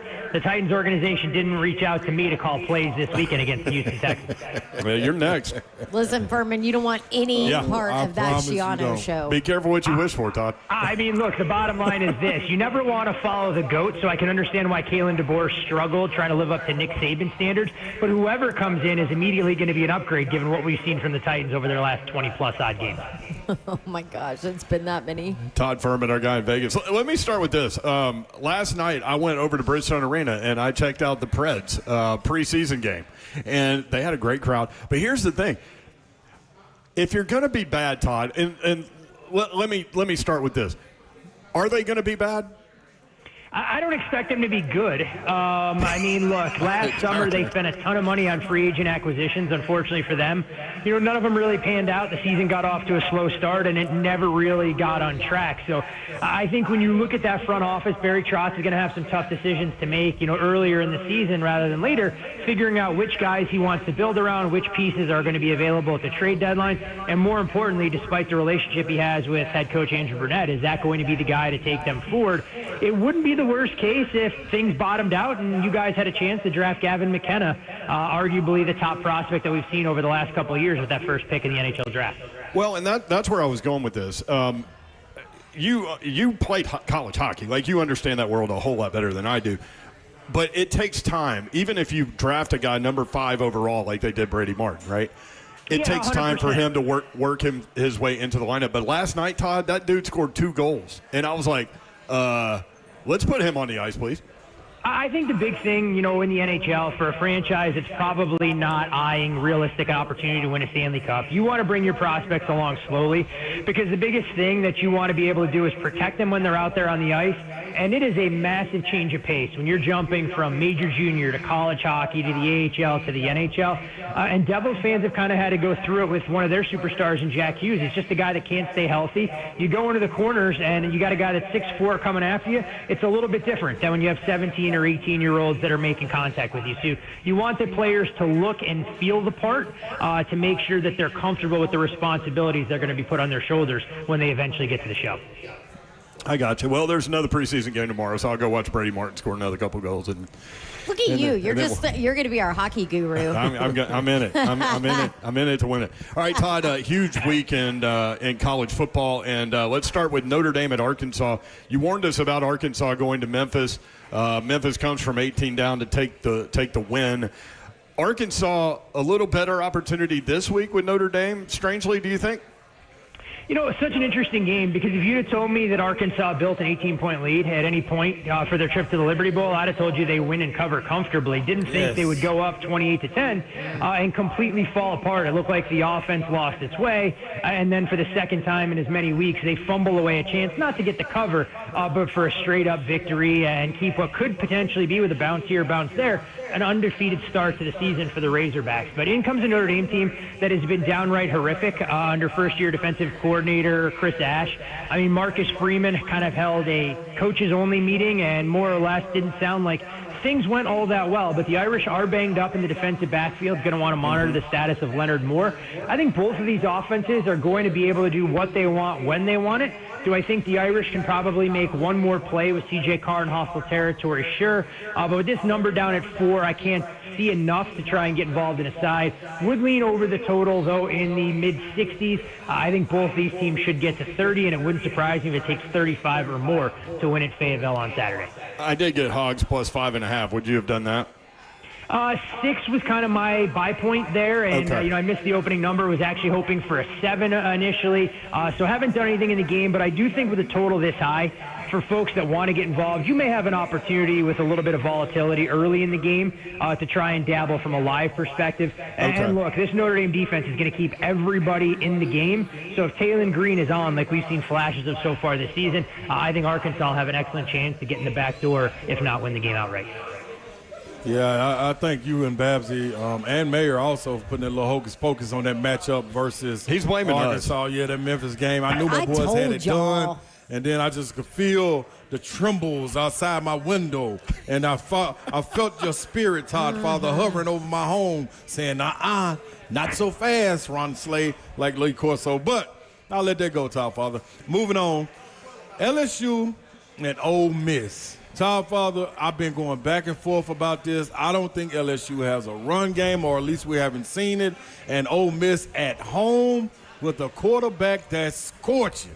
I'm leaning towards Ole Miss. What I got? Yeah, look, Trinidad Chambliss has given them a spark under center. It looks like Austin Simmons is going to miss again this week. And who would have imagined that you have a Division II quarterback from Ferris State provide exactly what the doctor ordered to kind of spearhead this Ole Miss offense? But that's what we've seen so far. Now, this a little bit of a step up in class. We've seen the home team really dominate in the Magnolia rivalry between these proud programs, get to meet his ranked opponents for the third time in as many seasons. And Slay, to your point, LSU has been a little bit one-dimensional. Haven't been able to run the football. The passing game has lacked some of that big play potential. And the other thing, when you look at LSU's resume, if you'd have told me they had wins against Clemson and Florida coming into this showdown before the season started, I'd have said, hey, look, LSU is a legitimate national title contender.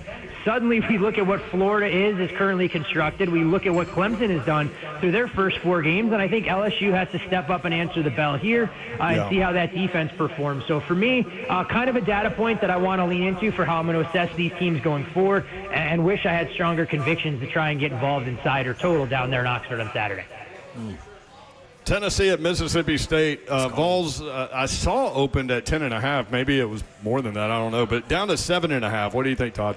Yeah, big number, a couple of rogue shops early. I think that price was a touch inflated. I'm kind of more in line with where the market is now. And when you look at Tennessee more than a touchdown favorite, the only way for me to look would be backing the Bulldogs at home in what should be an electric environment in Starkville. The big concern I have with Tennessee is this going to be the first game, other than, I guess, Georgia, where they feel the absence of not having their projected starting corners out there against the Mississippi State team that wants to use tempo. It's tougher to communicate when you're on the road. And the Bulldogs have not hesitated from throwing downfield with a healthy Blake Shapen.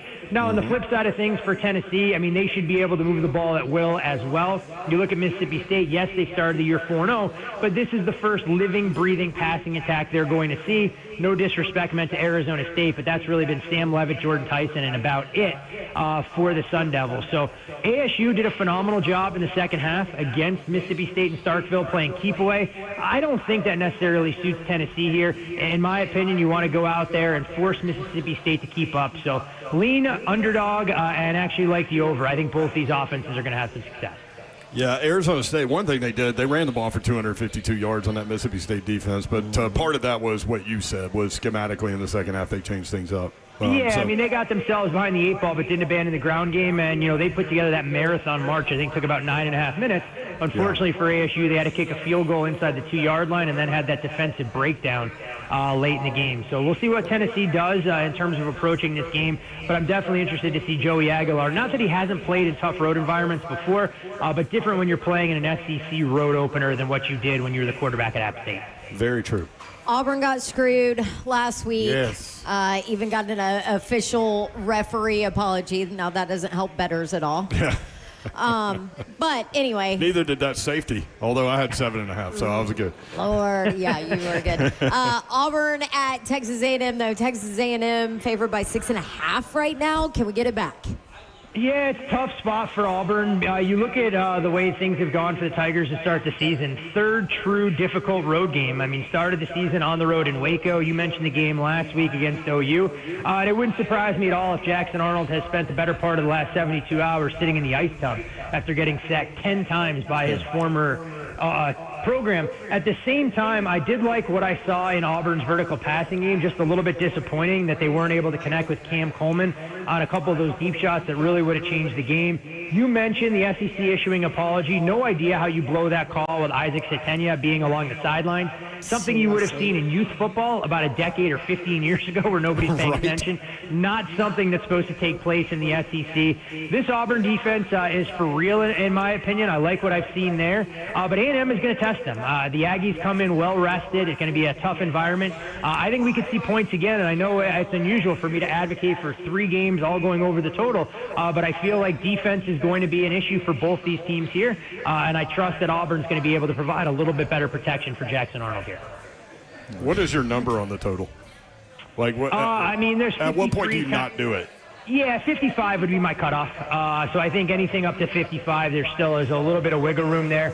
And the best case scenario going over in a game like this, you want one of these two teams to kind of abandon their ground game and chase.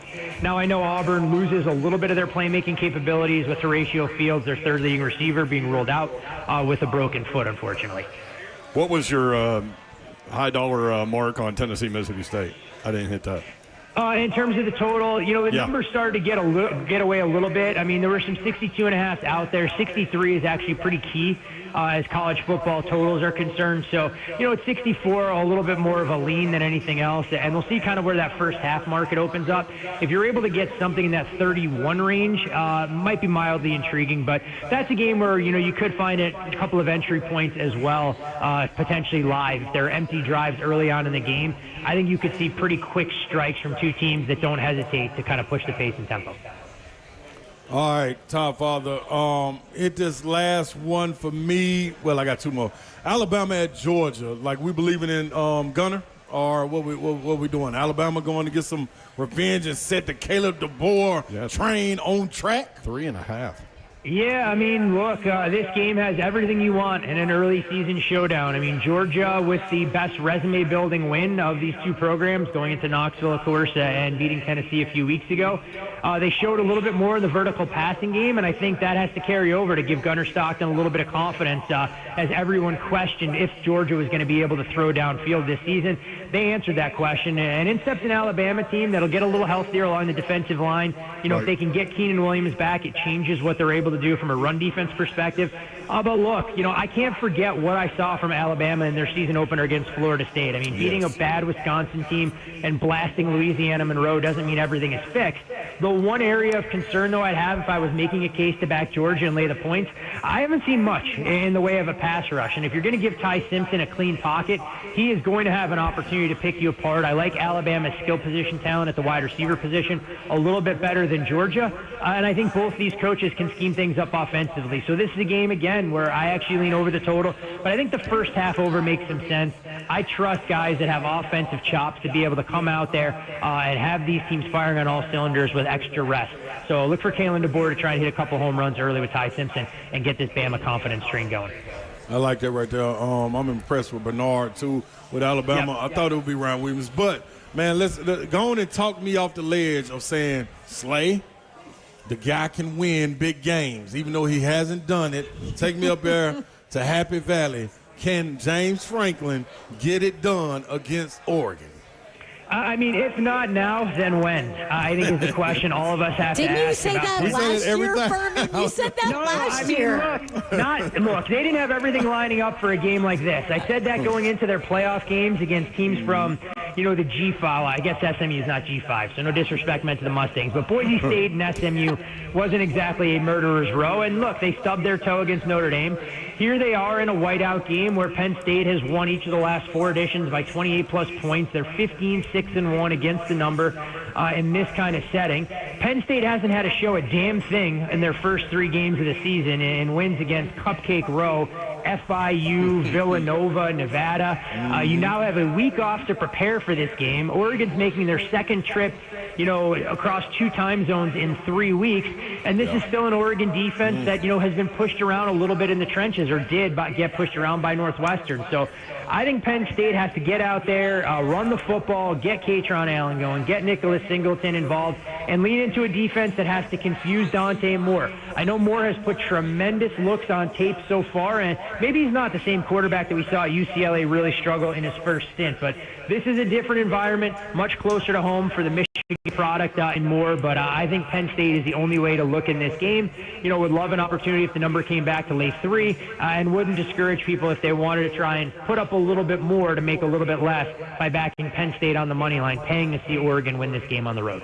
As you were talking, Slay wrote down Penn State money line. Look, if James Franklin doesn't win this one, holy cow. I'm with you, Dawn. He doesn't win this game. I don't know what Penn State's ceiling really becomes with him as their head coach. Yeah. He can always go out and be like Brian Kelly and say, I can't get the talent here. I got to go somewhere else. He can go to Florida, I guess. It's Penn State. I'm just saying. It was Notre Dame. I'm just saying. You got another one, Babs? Can we hit mine this weekend? Because it's actually pretty large line. I've got. Oh yeah, you don't even know where I'm going, do you, Ferman? Someone didn't return my text message when I asked where you were going, so I understand. Yeah, you did. I was at Disney. I apologize. I was doing the Disney thing for a day or two. Georgia Tech at Wake, 14.5. I've seen. I know it opened at 13.5. What do we think on this one? Yeah, I think it's a question of where Wake Forest goes for offense, quite frankly. We've seen this Robbie Ashford experience in the past, and it looked great for a half in their game against NC State. And then in the second half, I think Wake Forest accumulated a grand total of 44 yards, got shut out, and it was NC State kind of playing pitch and catch against this defense. Look, Georgia Tech, in my opinion, is starting to get overvalued in the betting market, given the way that they have started the season. One of the more ridiculous finishes last week in college football. Georgia Tech hitting an explosive to get outside the number, Temple calling timeouts, and Casey Keeler getting in the back door with 3 seconds to go in that game. Normally, I try and make a case for the home underdog. I can't with Wake Forest here. I do think you could see a little bit of a lower scoring game if Georgia Tech's defense shows up and the offense is able to play keep away. So if I had to get involved in this game, I would look to go under the total between the Rambling Wreck and Wake Forest. All right. Interesting. Let's go to the NFL. We're just searching for any kind of Titans news we can get these days. So Titans at Texans. We've talked about everything but that football game so far this week. Titans a 7.5-point underdog against another 0-3 team. Yeah, but different expectations for these two teams coming into the season. Of course, the Texans were the favorite to come out of the AFC South and now have dug themselves quite a hole. The Titans, we knew were going to be experiencing some growing pains. I don't think anybody quite anticipated what we've seen so far, but we can start with what Tennessee hasn't done of late, losing 9 straight games overall, longest active losing streak in the NFL. They've scored 20 or fewer points in 5 straight games.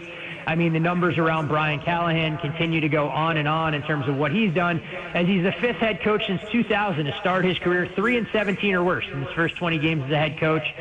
So we'll see exactly how long he lasts. But Tennessee's got to get healthier, and that's the reality of it. They were banged up on the offensive line, banged up along the defensive line last week, and pretty scathing comments from Michael Pittman about Tennessee just looking like they didn't want to be out there. If I'm in the front office of this organization and I get another lackluster effort here from the Titans, I'm considering making a change, especially when my head coach is supposed to be the offensive mastermind of how things are going to work, and he's handing off play calling responsibilities not to the offensive coordinator, but the quarterback coach in all of this.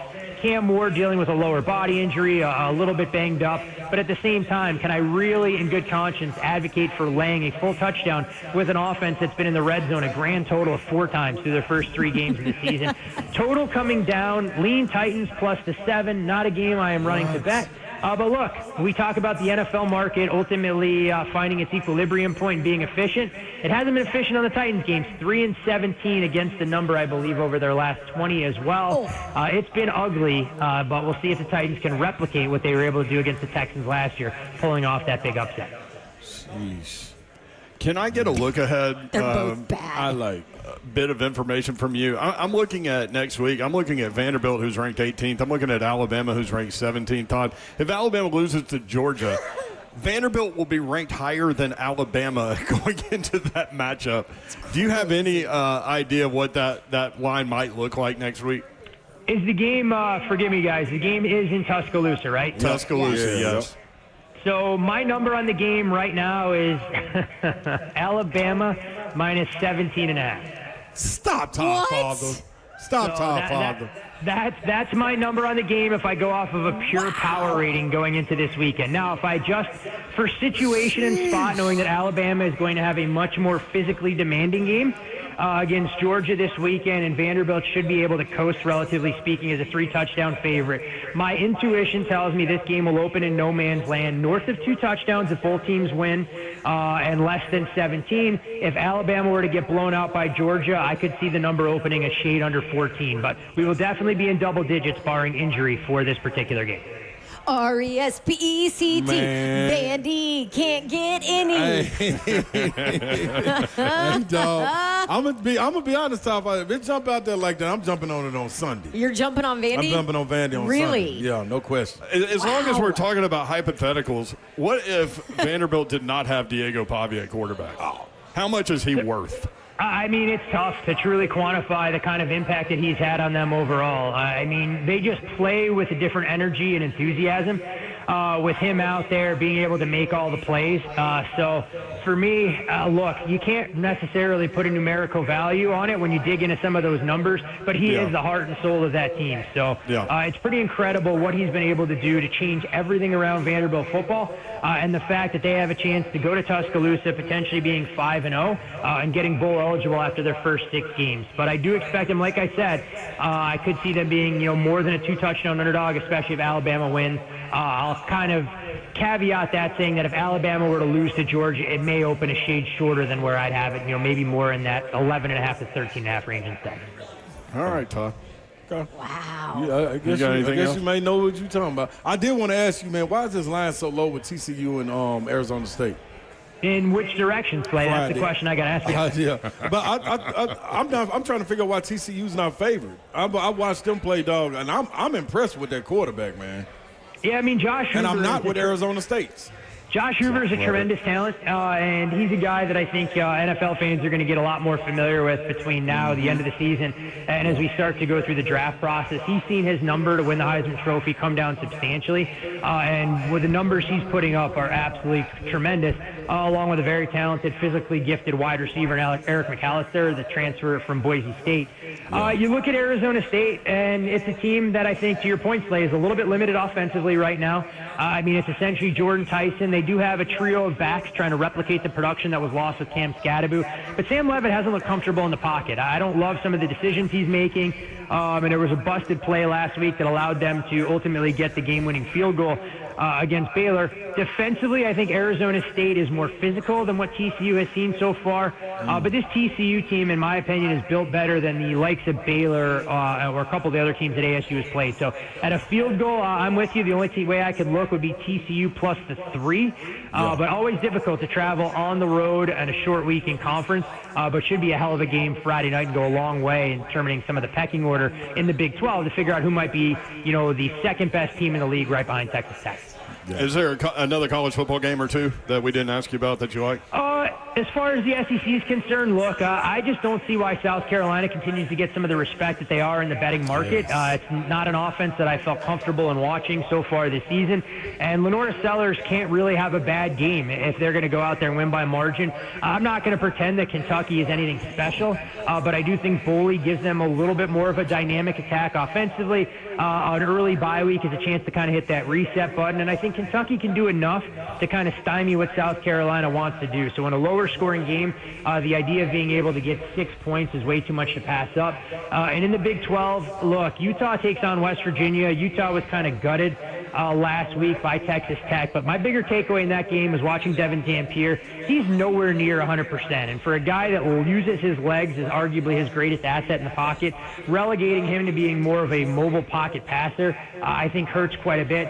West Virginia, about as banged up as a football team you're going to find, quarterback, running backs, wide receiver, offensive line. I think it's an ugly game in Morgantown with points at a premium, so I like that game under the total at 47.5. There he is. He's Todd Ferman. Thank you, Todd. Great stuff, man. Appreciate you. Have a great weekend. Always a pleasure. Who knows? Maybe this time next week we're talking about the next head coach of the Tennessee Titans, Ron Slay. Well, I know one thing. Great call on that Jets game. And I was scratching my head when you said that, but great job. He's gone. He's gone. He's gone. Zorwick. We'll be right back. 3HL 104.5 The Zone.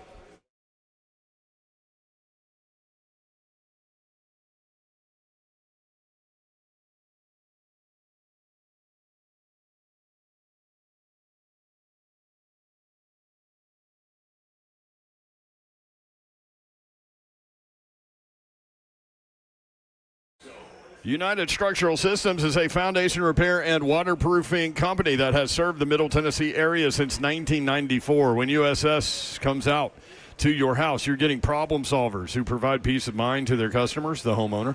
You're not getting someone who is worried about meeting a sales quota or upselling the next big thing, but someone there to educate you and help you understand what's happening with your home. At USS, their only measure of success is how satisfied the homeowner is, not a closing ratio.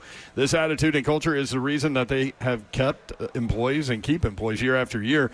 From project managers to customer service to production, some have been with the company for more than 25 years. United Structural Systems, foundation repair, waterproofing company, they are there for you.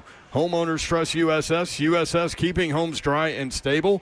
We guarantee our best. Call USS 615-488-7855. That's 615-488-7855. Serving Middle Tennessee, Southern Kentucky, and Western Kentucky. Online at USSTN.com.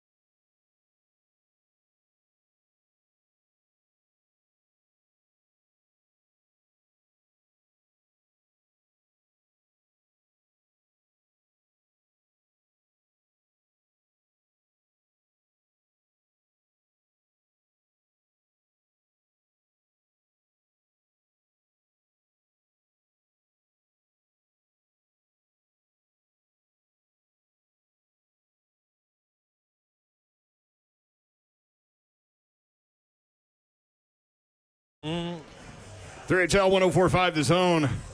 Babsy had to scoot parent-teacher conference. I know Babsy is having a blast with that. Yeah. Traffic, rain in the area. Right up her alley. I'm still, dog, coming off of this, talking to Todd Father. Yeah. I'm still torn between Ole Miss and LSU. Oh, I am too. I'm not going to mess with that one. Well, that's a problem for me. I kind of like Ole Miss at home, honestly, as I sit here right now. You know what I'm saying? But I've already got two parslays. And then I took LSU. I mean, you better get on it. It's already Wednesday. I know, man. No, but you know what? I'm going to tell you what I messed up on last week. Where'd you mess up on? Arkansas? I did, 16, 17 parlays. I didn't do no single bets. Dogged myself. Yeah. Got so caught up in the jumbo. How much of the 17? How much of the 17 did we end up hitting? Like 14? Missed 4 of them, I think. Oh, missed 4. After Arkansas started off. I stopped watching. I stopped, yeah. I was like, the fighting Zach Lyons. Zach Lyons is here, by the way. And listen, when we tell you the beer is cold, yes, look at the ice in Zach's beer. Freezing. Freezing. It is freezing. It doesn't go anywhere either. Stop by Twin Peaks at Rivergate. We'll be here until 6 o'clock. Eggy Bob is at the door, or near the door. Actually, he's standing behind Zeph right around now. The door. This is what he has, Slay Dog. You can come by for your chance to win. All you got to do is scan the QR codes. Nashville SC tickets, their game against Inter Miami, October 18th. Rascal Flats, which is February of next year, but get on it. Okay. Riley Green, which is April of next year, but get on it. Titans Patriots tickets, October 15th. Yeah. That's the next home game. Run it up. And he's got shirts, koozies, stickers. Okay. But Bob keeps some shirts and koozies. Yeah. And in fact, a couple stickers. Sometimes wonder if he actually gives them out or he just tries to act like you can't have them. Probably. Yeah. more so along the lines of giving them out or you can't have them. By the way, I forgot. He texted me yesterday that was CJ2K's birthday. Is that true, Bob? Yesterday? It's Eddie George's birthday today, I think. So I read that today. It is. You're right. Eggy Bob's birthday is tomorrow. Way to go, Eggy Bob. You made it. Man, I just got a great message from one of my good friends, Ben Zeidelman. He said, hammer Ole Miss. So Ole Miss. I'm going Ole Miss at home, man. With the backup quarterback. Yeah, man.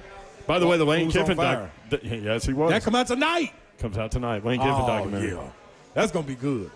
I can't wait. I cannot wait. I think a lot of people are going to be surprised by him. By Lane? Yeah, he's the kind of person that acknowledges mistakes, tries to learn from them, and tries to be better. Now. Yeah. Yep. Which is all you can do, right? Yeah. You don't have to be the person you were yesterday. Nope. I'm so caught up in these bets mentally. I wish you could see how many numbers are going over my head because I'm listening to what you're saying. But is it like A Beautiful Mind? Yeah. Remember that scene with the numbers going through? That's exactly what it is. I don't believe in Alabama either. Zach Lyons, do you believe in Alabama's in this Georgia matchup? I don't think so either. See? I don't know. He says. Hey, I love being able to hear from an Alabama guy. That always makes me feel a little bit better. Speaking of Alabama. What is this? What is come on, that? brother. What are you doing, man? Don't hit it on me. No. Little flying insect. Todd texted us. He said, so I was looking at my start of the year charts for Bama and Vanderbilt. Okay. My neutral number coming into this week is 10.3. Add home field advantage, it would get me to 14 as an opening line. So right around 2 touchdowns. He said 17. Is it because we live here? And what we seeing and what we know, like being able to talk to Clark Lee, is you mean is emotion a part of it? Yeah, am I caught up? I'm caught up a little bit. I mean, the other part of it is that tell me if I am. I'm on your couch. No, I'm listening. Okay. The other part of it is, I know that.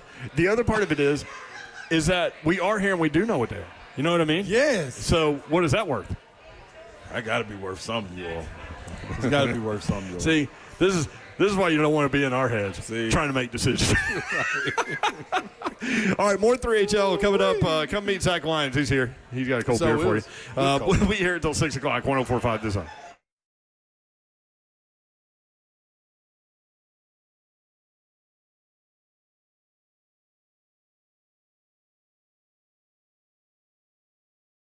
Looking for office space that matches the level of your business? eSpaces has you covered. They've got 2 new locations, one in Cool Springs, one in Brentwood, and that makes 15.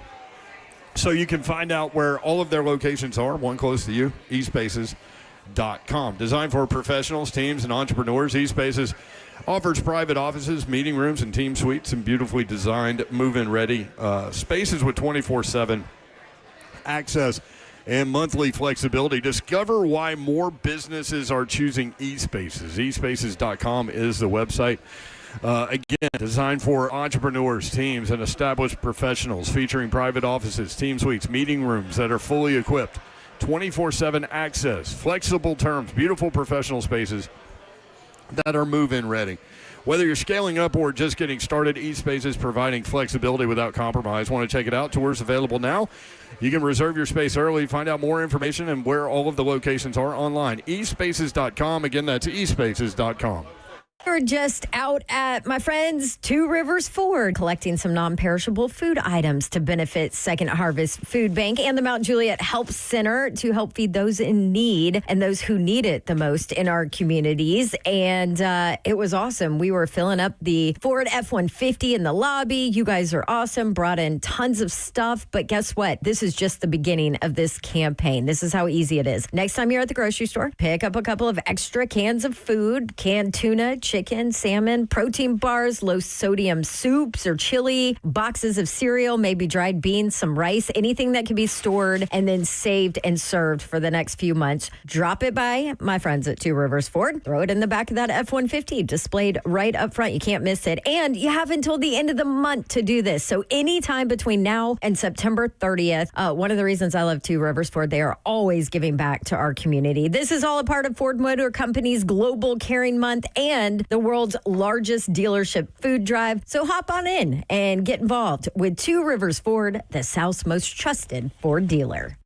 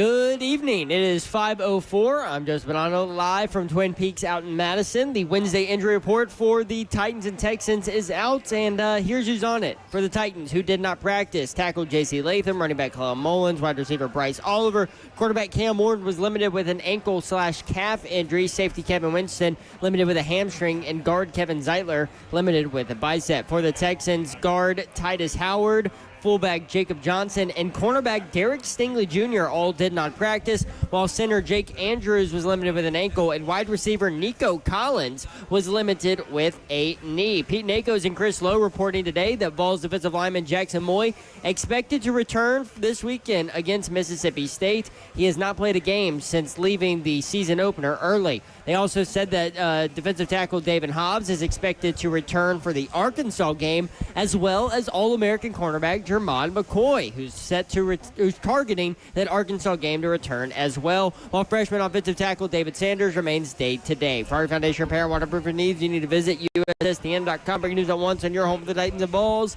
This is 104.5 The Zone.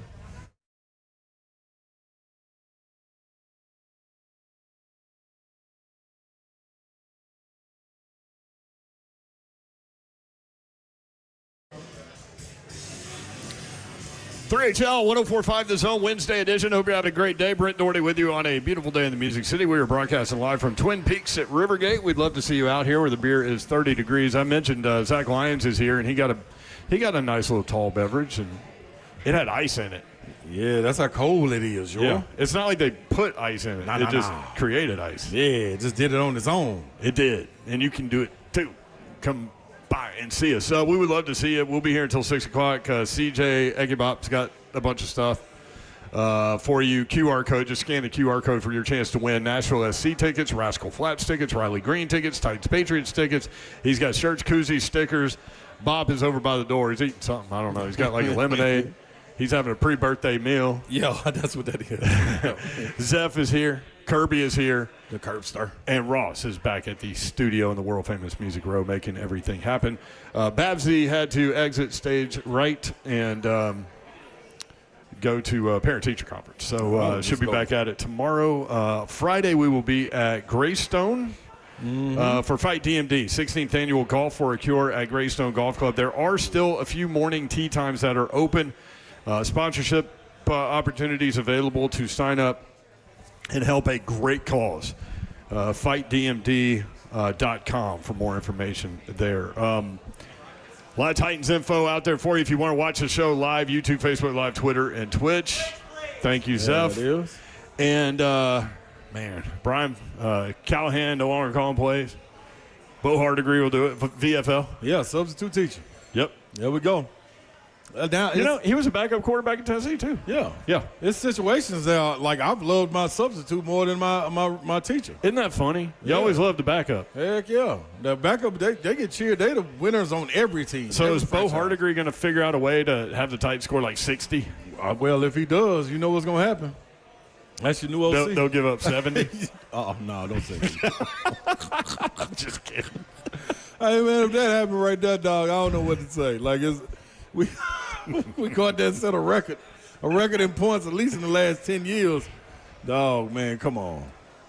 No. Also still trying to figure out how a starter got traded. Yes. For a draft pick that was worse than the one they used for him.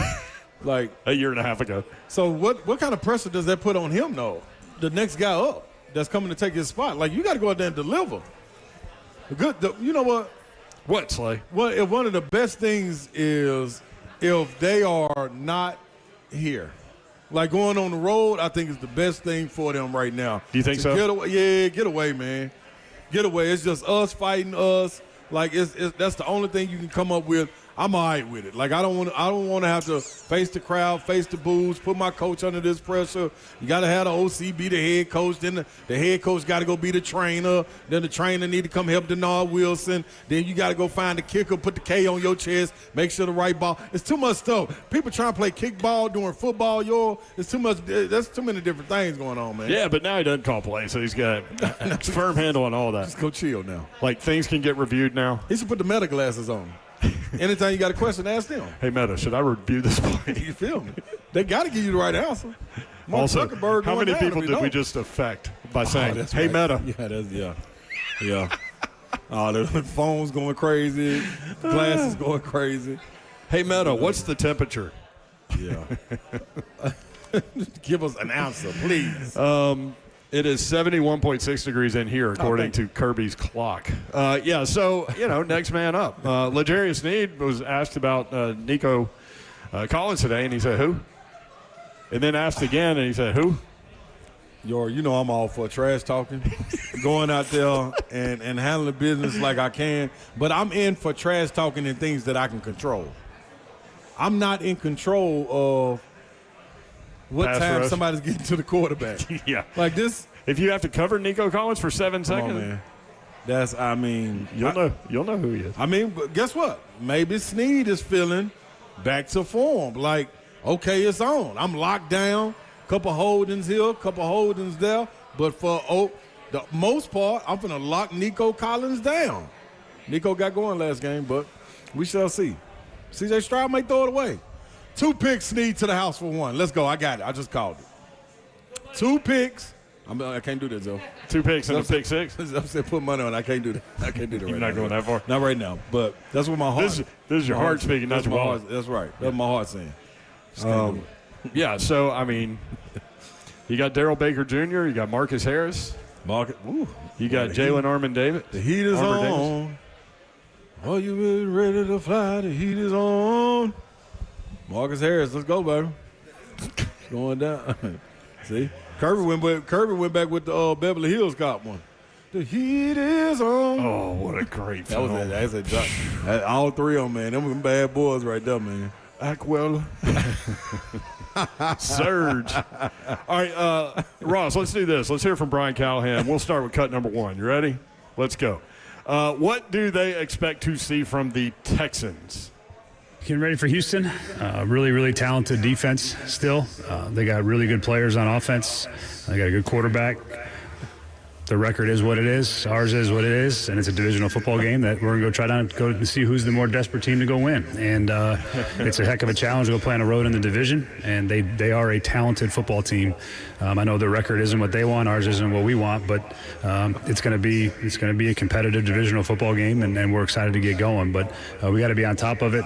Their edge rushers are as good as they come in football. Those guys play really hard. They're a jet-style front. They're disruptive. Their linebackers are fast and aggressive. They got really good talent in the secondary. Stingley's one of the best corners in football. And offensively, they got real pass-catching weapons. CJ's a really good quarterback. A lot of respect for them and what they do. And it's Nick Chubb's running the ball decent for him too, which it's good to see him back out there running. And they're a good football team. And we got our hands full. We got to go play well. Got to play better than we played for the first 3 weeks to go get a divisional win. And looking forward to that. Okay, I'm a First half of the answer was see, kids, when we were kids, we had these things called Cliff Notes. Yes. And so instead of reading the entire book, you would read the Cliff Notes, and that's kind of what he was doing there. Exactly what he did. Way before AI. AI Callahan was the second part of the answer. That's where right. he kind of went through their roster. Yeah. And they do have a good roster. They have a better than an 0-3 roster. Absolutely.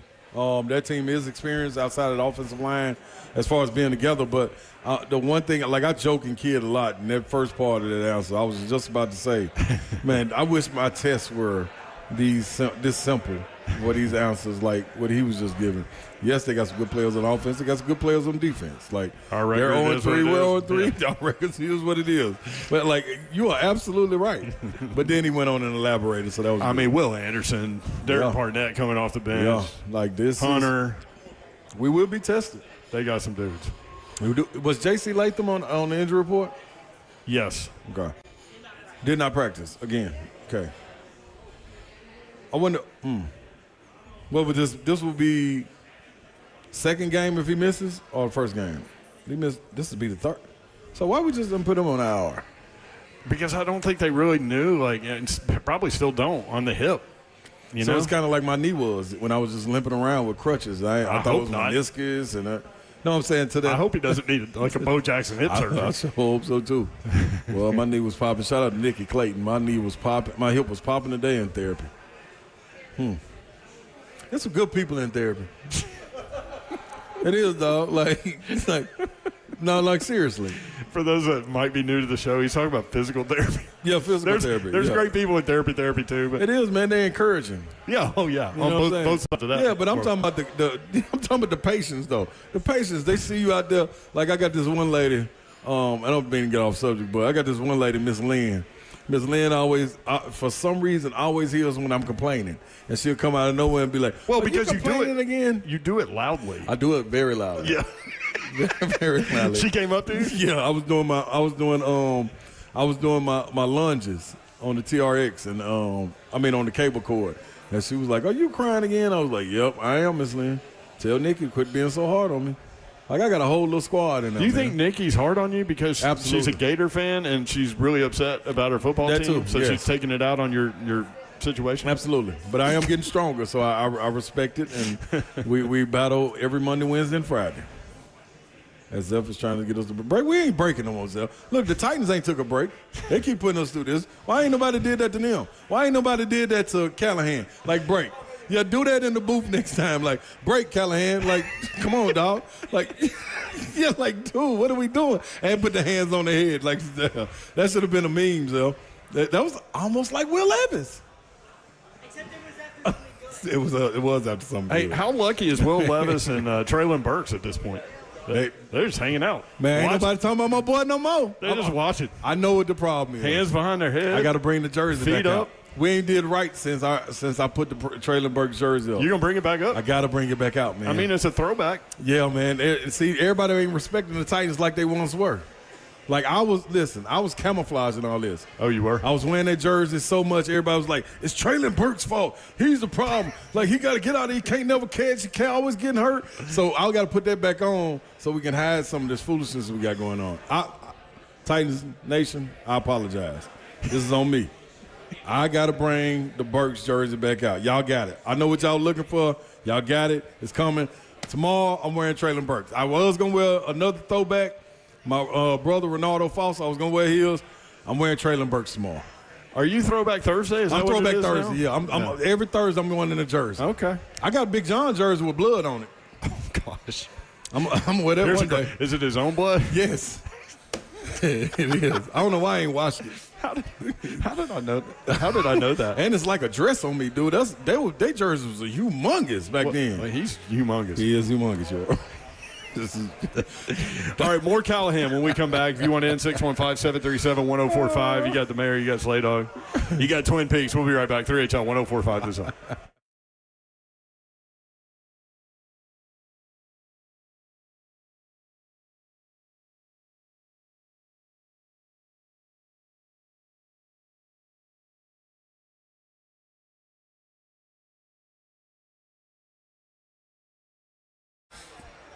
I've got an important message from our good friends at Bart Durham Injury Law, BDIL. And before I do that, here's Blair's number. Go ahead and get this into your phone. 615-242-9000. That's 615-242-9000. Here's the message. Some lawyers chase ambulances. They'll do anything to get your attention, but not Blair Durham and his team. If someone calls you after a wreck, they're breaking the law. That's right. There are lawyers out there breaking the law. Marine veteran Blair and the team at Bart Durham Injury Law, they don't play like that, man. Homie, don't play that. 615-242-9000. That's 615-242-9000. When you make that call, they answer. They are local, trusted, and ready to fight for you. No gimmicks, just a team that is on your side from the start. 615-242-9000 is the number. So if you or someone you love is ever in a wreck, remember Blair's number. Don't remember it. Just put it in your phone. It's easier that way. 615-242-9000. Local, trusted, ready to fight for you. Blair Durham and his crew at Bart Durham Injury Law. 615-242-9000. We have a new Dawn deal for Pella Windows and Doors of Nashville. It's for the month of September, so maybe you are out there and you know you need new windows and new doors, replacement windows for your old windows in your home. I feel you, and I feel you that it's not really the most exciting thing to replace in your home, but sometimes you just got to do it. And for September, Pella Windows and Doors of Nashville, if you tell them you know me and ask for the Dawn deal, they'll give you 55% off off qualifying installations, 0% APR for 48 full months. That is plenty of time to pay off those windows and doors. And I'll tell you that Pella Windows and Doors of Nashville are the absolute best. The best to work with, the best people, family-oriented business. They've got lifetime warranties on all of their products. And then on top of it, they also back it up with a 10-year labor warranty, which is leading in the industry. Reach out to them. You can do it easily online or call them 615-249-1910. As for my girl Brittany, schedule a free consultation. Tell them to give you the Dawn deal. It's PellaNashville.com.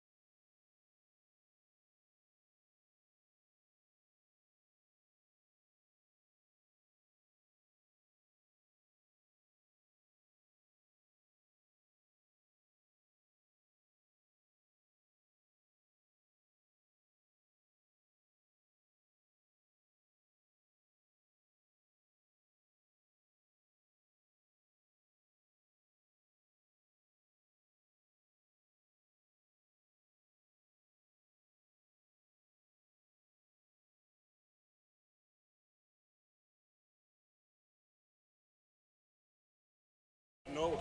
3HL 104.5 The Zone. Brent Doherty, Ron Slay with you. Babsy had to exit a little bit early. Yeah, She'll be back at it tomorrow. We couldn't just hit her with all of this information in one day. We got to work her in slowly, dog. Like, she would have went overkill. Like, that's too much information. I know. She was at the happiest place on earth. Yeah, and then she got back and she's like, "Did I miss anything?" Yeah, like, no. Baz, we'll give you a segment and a half. Get on out here.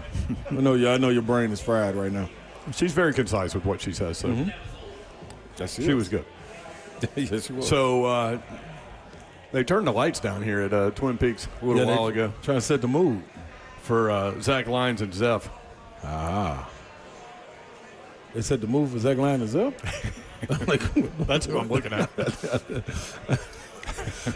Zach was shaking his head, yeah. The Killer Z's. Zach was shaking his head like, yep. They should do a podcast. That would be one. The Zach and Zeph show. When is F Words is Thursday, huh? Thursday, yeah. Tomorrow. It always feels like it's Thursday. Zach said there would be a lot of F Words. Dog, Stoney posted a picture of him with his cat sitting on the head of the couch, and on the back of the couch. And was like, man, I'll be in this. I think I'm saying it right. I'll be in this position the next couple of weeks. I think I ain't sure, but man, dude, it was hilarious. I don't know which mic is yours. Stoney is sneaky hilarious. Oh, there you go. Right, we can hear you though. You hear us now? There we go. Hey, look at Zeph. Can I have my beer? Is it all right to have my beer? Yeah. Dude, listen, I set the standard a long time ago, Lions, when I came on. You cannot have us come to a sports bar and not have a beer. Like, that's like, even though the we don't ice have is a little a beer. bit melted at this point. No, I have one. Matter of fact, let me get one. I know what to do. I ain't gonna leave you alone, Zoe. I mean, Zach. Yeah, there's gonna be a lot of F words on football and other F words. How can people consume that product? So right after you guys, we typically go live once we get Ross to actually start doing his job. We usually go live about 6:15, I guess, and then we're just there on YouTube, Twitch, Twitter, YouTube, Facebook Live. Yep. Do I get Twitch, please, in the house? You didn't say it in the right order. Twitch, please. Twitch sorry. last. You got to Twitch last if you want to. Twitch last. That doesn't sound right. So I walked in there one day and I was like, "So how long do you go?" And Zach's like, "I don't know." Whenever we don't plan the plan the show really. We just turn on the mics and we go. I mean, no. Y'all may know about that. I was about to say that, but guess what? I had to stop saying it because Yoro does. You are the Stoney of the podcast. Yes, Yoro actually plans out crazy. That's why now, I say 3HL is organized chaos. Yeah. Organized chaos. Stoney actually a lot like the has Titans notes. building, minus the organized part of that. Well, don't get me started on the Titans. Well, you've already had 2 hours. I know, I did. And which led you to beer. It did. It's led me to many. It's dire straits up there, I guess. Like, they're obviously trying to build something, and they're trying to do it with pieces, I guess, they didn't want to build with, I guess is the best way to put it. I don't know. I think you put it best.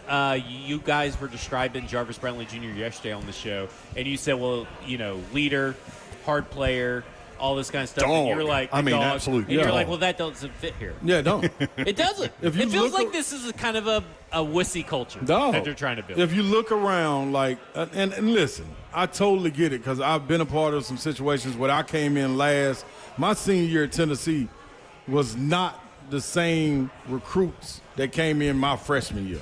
No ifs, ands, or buts about it. And there's nothing wrong with that. But I was used to the Vincent Yarbroughs, the Tony Harrises, the guys that all had like a little edge, you know what I'm saying? Yeah. A little edge to them that probably wasn't going to go to class a couple of times. Or a whole lot of edge. Yeah, a lot of edge, right? That's right. A lot of dog in it, but you knew it when you came in the room, you know what I'm saying? So when you walk in our locker room, you look around, like, you got people doing their own things, maybe somebody over there wrestling, somebody might be shooting dice.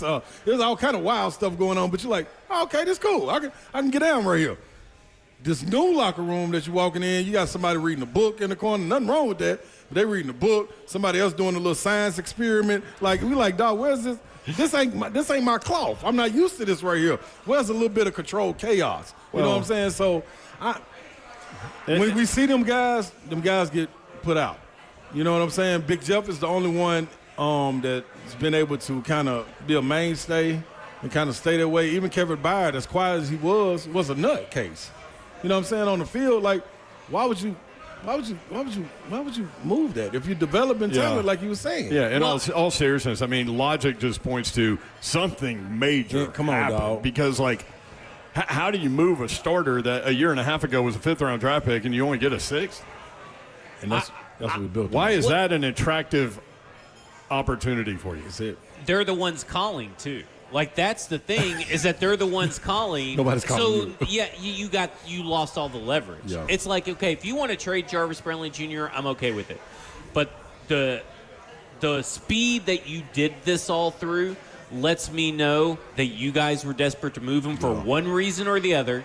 And I think it has a lot more to do with this past draft class than it does with Jarvis Brownlee Jr. himself. Yeah. And if that's the case, that's fine. You left your head coach out to dry today. Right. But by not talking about it and why? Putting him in front of it. I mean, it's just ridiculous. And it's not. It wasn't his decision. You called it, I think, reprehensible earlier. I called it cowardly. I mean, either way, not good. Those aren't good adjectives. So one thing that I do wonder is, did something happen to where Jarvis Brownlee Jr. got his agent and said, hey, get me the hell out of here? Well, and maybe the agent started calling. Well, he was asked that, and, take Brian Callahan for whatever he says at his word, whatever you want to do with it. He said Jarvis Brownlee Jr. did not request a trade. Right, okay. So, we don't know if that's necessarily true or not. But he's been transparent with us to this point. But my thing is like all this stuff about, culture and all this kind of stuff. Like, okay, you guys have been out of practices. Yep. I've been out of practices. We've seen that we've seen all these media inside the locker rooms and all this stuff. We've also heard from the players who are not giving you carbon copy like, oh, he was just a good teammate kind of stuff. They've given you more today. Right. But we've heard Jarvis Brownlee Jr. talk about being a leader. I still don't know what this culture is trying to be, and maybe they're right. Jarvis Brownlee Jr. is not in the future. Yep. But I also heard this regime back in July say, well, we want to find out what these rookies are by their third year of the contract. We are development, right? They said we are a development team. They've consistently said that. Yeah. We saw in 1 year what Jarvis Brownlee Jr. could be. What did I say on our show? In the middle of the year. I'd say go on and extend them. Last year, I said this about, extend Jarvis Brownlee right now. You did. Like now. I mean, and what else did they say? They said, hey, we want corner depth. Offensive line depth, corner depth are the two most important positions to have corner depth. And then you go and trade a guy that you know can be a starter, that you know is a dog, but maybe he's getting more playing time than the guy that you drafted. I don't know. I find the whole thing suspect, and I find the whole thing about the locker room stuff, and we said this today on our show, I find it so suspect. Maybe that is the reason they're giving out behind the scenes, but that's not the true reason in my mind, because we've never heard anything. No media member has ever said anything, and all we've heard is the last 24 hours something about it. We would have heard it. See, y'all got me all riled up. That's how cold it is. No, I mean, ultimately, Brinker Borgonzi should have addressed this situation. I understand. Absolutely. I understand that level of front office guy doesn't typically talk during the season, but if you trade away a starter who's in his second year, the fans deserve to know why. And we would have spent don't put your head coach up there. If this was his decision. If this was Rain Carthon and he made the trade and he didn't get out there and speak for it, we'd be flaming him for 3 days. And here's the other thing is Brian Callahan has no more rope, right? Right. All he has now is win games, and he can't win games with this roster. Right. So you just took another starter and traded him. You made the roster worse. And so I've got to go up on the podium and answer these questions. Yeah, why? That's why I think it might have been you, Zach, that put the tweet out when they were preaching patience over panic or something. Oh, I did the draft, develop, retain. Okay. And then Buck quote tweeted and said, and patience over panic also took a big hit. That's the one. How can you have patience over panicking if you don't have anything to be patient with or all panicking? Like, you're giving us panic. Right. This is like the kid who in school who is failing at geometry and maybe he's acting out and all this stuff. And I'm saying that because I was not very good at geometry. I was horrible at geometry. And instead of the teachers reaching out and trying to help them, they said, okay, we're shipping you off to another school. Yeah. Ross, let's hear from Brian Callahan, cut number 6. we've been talking about Jarvis Brownlee Jr. getting traded with a 7th-round pick for a 6th-round pick. He was drafted in the 5th round a year and a half ago. Here's what Brian Callahan had to say about the Brownlee trade. Yeah, it wasn't anything about Jarvis in particular. It was more that these are things that we look at from, again, trying to make sure we have the best team to be able to put forward, and then what we have moving forward in the long term. So those are all parts of the conversation. You mentioned the change in the play calling. It wasn't anything about Jarvis in particular, but you decided to trade a semi-productive 5th-round pick in his 2nd year for a step up from the 7th round to the 6th. So if it wasn't about Jarvis in particular, what was it about? Again, it's about the short-term and long-term goals. I have already elaborated on it. You're not going to get any more details about the conversation. It is what it is. How is it not about the player? It's always about all of it. All those things factor into the process, whether it's the player, whether it's the fit, whether it's what we think we can get for him, whether it's something that adds to the value of our draft capital. Those are all parts of the conversation, and those are decisions that we make as we talk about them. To get an understanding of it, you said short-term and long-term goals for Brownlee, but entering this year, he was your starting corner, like one of your better corners. Did something change from camp until now? Great question. I think we've got some other players that are playing pretty good and guys that we're excited about and think that they can help us. So, again, those are all parts of what you weigh when you have that. Guys that can potentially gain you some value in the long term when it comes to draft capital. But we feel good about the guys that we have and how they performed. It's unfortunate that he was put in that situation. So I missed all of Callahan's interview, and now I totally get what y'all saying. Like, these are not questions he should have to answer. No, no, come on, man. And Plus, he doesn't he believe didn't do. That's what You shouldn't sell what you don't believe, right? Yeah, come on, you dog. shouldn't try to sell what you don't believe, but you're put in a position where you have to sell what you don't believe. But here's the thing: are they a better football team with a 6th-round pick as opposed to a starting corner? That's proven that we know. No, like right offhand before we even see. Listen, one of them get out there. No. Listen. We just saw the worst defensive performance by this team without Jarvis Brownlee Jr. How many true starters do they actually have even starting? And Right. he's one of them. Yep. I mean, they don't have 22 true starters like at other places in the league. You don't. But he's one of them. You don't. You don't. Here's the other thing. People are like, well, he was in a boot. This is football, another F word. Listen, people were like, he was in a boot on Sunday. Yeah, if he's injured, he doesn't pass a physical, he doesn't get traded. Right.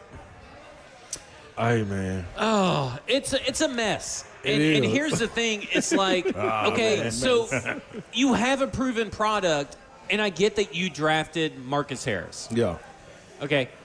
We know through 19 games, maybe 18 games, what Jarvis Brownlee Jr. is. And can I talk about this?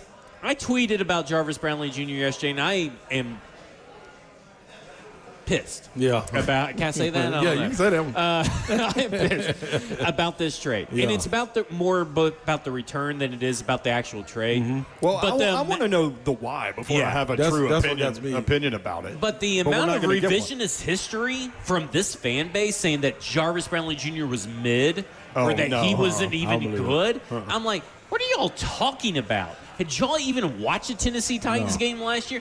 The one of the 5 shining moments of this Tennessee Titans team was Jarvis Brownlee Jr. fight. The guy who said in the summer that, hey, I'm excited to take a year 2 leap and be a leader for this team. That's well, right. apparently that's not culture fit. Yeah. Oh, I don't want a leader. I told you that's why it's not supposed to be here. The problem is also when you have a guy like this, and I totally get when people saying, I said this at the beginning of our show, when people are going and saying that Jarvis Brownlee, he may not start in New York, he may not have started in New England, but where this franchise is, and this franchise is garbage, I'm gonna be real. He's starting here. Ramon heard me on the radio, and he said he wants some. He said he wants some of this. He said, get Zach off of there. Savage. He said he wants some of this. Savage is in the building. We'll get him a microphone when He we might come be back. in Coach Savage mode too, man. 3HL broadcasting live from Twin Peaks. We'll be right back. 104.5 The Zone.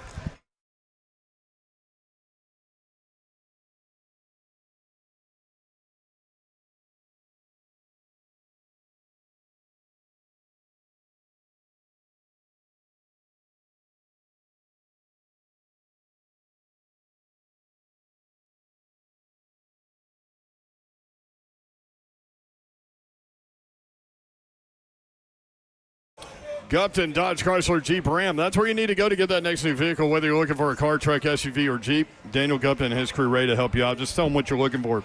Maybe you need something with more space.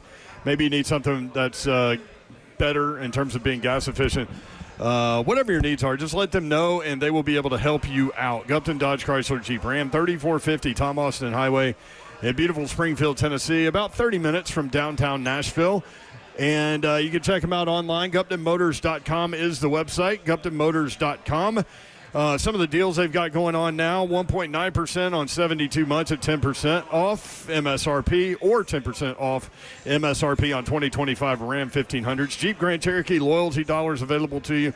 All kinds of deals going on. Again, you can see all of the dealership information, address, phone number, deals, inventory online, GuptonMotors.com. 3450 Tom Austin Highway in beautiful Springfield, Tennessee. About 30 minutes from downtown Nashville.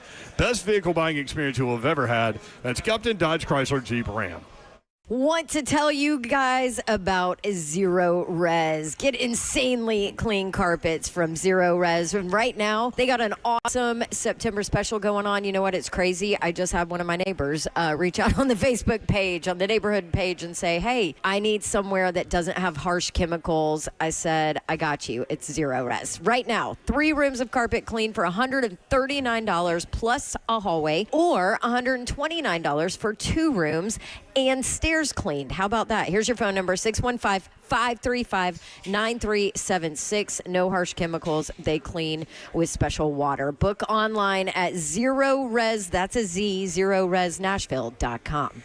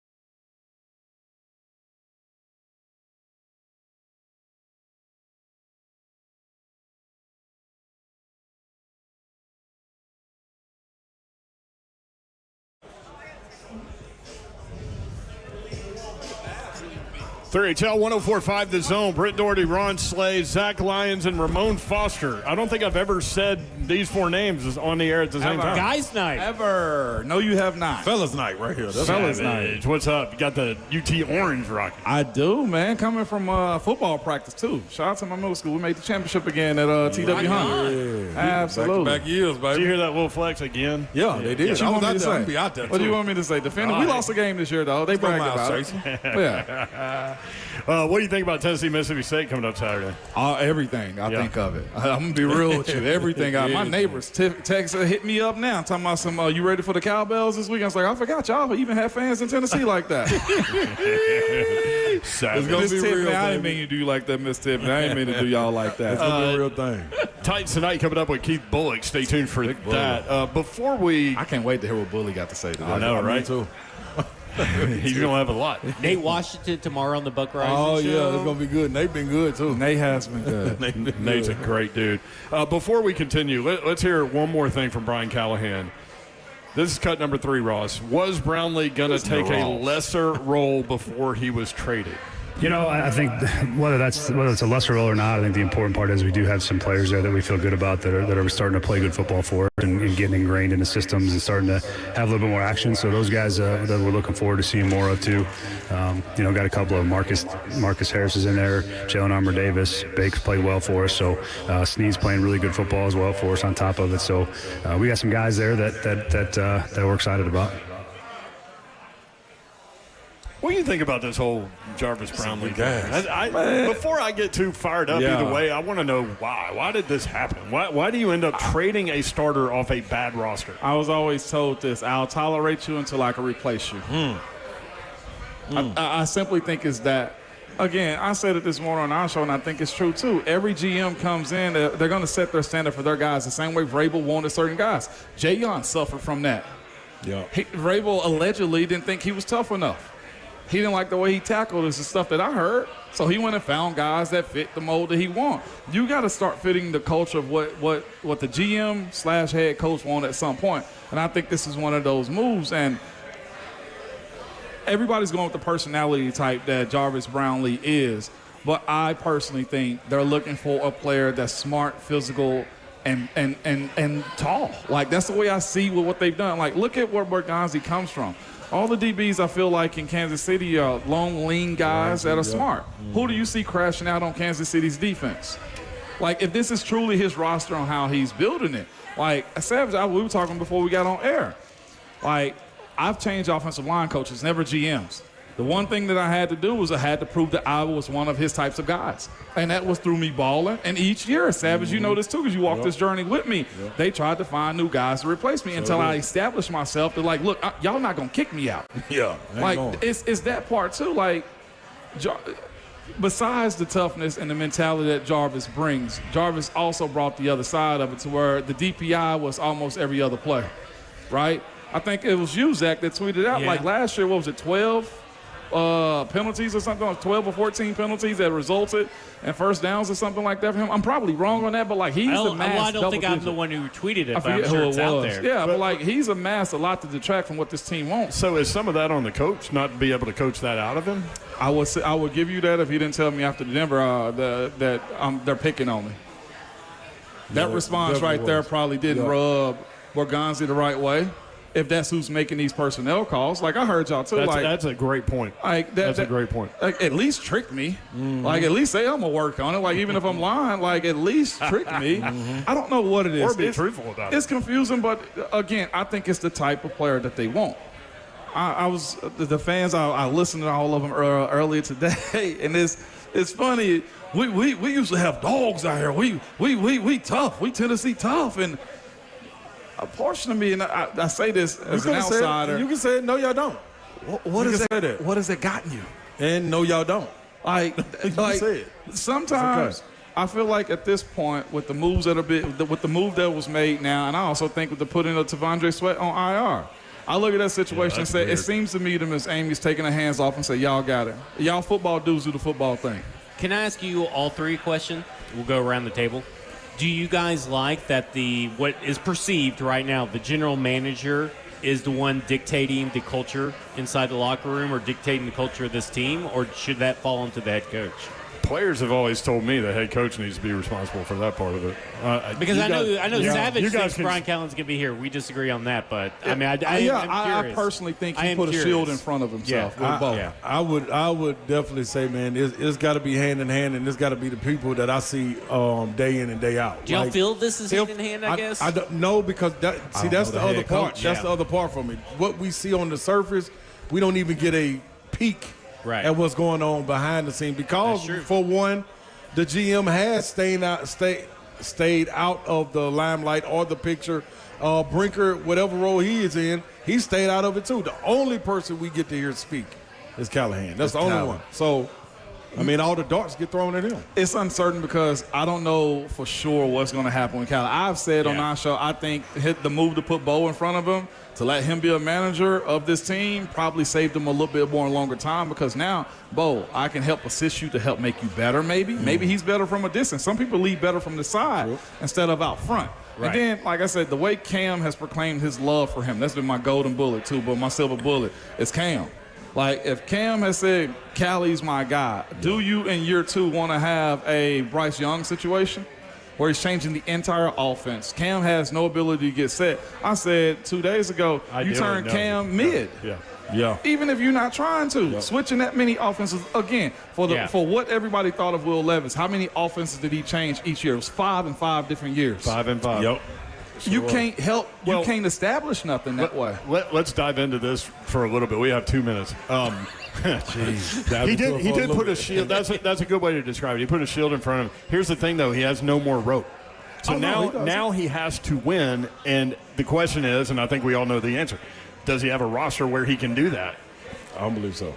I said this morning. A healthy one, yes. Who was it that who asked the question, do you think you have a Super Bowl roster, in the media scrum to Chad and to Mike? That silly question was... and it's more serious now, though. Joe Dubin. Because they laughed. Yep. Yeah. You know damn well we ain't got no Super Bowl team. Right. Well, like, if I was to tell y'all, like, you burn it down to make it better, you don't need a quarterback coming up. Now you can legitimately trade back. The best thing a Titans fan could be doing is praying that Nussmeier, Drew Aller, Al Mateer, DJ Lagway become dogs. Yeah. That's the best thing you can do, because now you can legitimately trade back and get more picks to help build this thing up. Miss Amy, I'm sure with the amount of money they poured into that stadium, they're not trying to be paying millions and millions of dollars for free agency every single year. Savage, I can tell you on our team, the turnover that we had year after year was minimal. Yeah. I knew who was going to make the squad. Yeah. We supplemented it with free agents and draft picks. I'm talking about unsigned, undrafted free agents, or guys that were like Jalen Ramsey at this point. Yeah, this roster was 50%, like 52%. We had that much turnover. I think this is a long-term solution right here, my personal opinion. I've been saying this for the longest to you.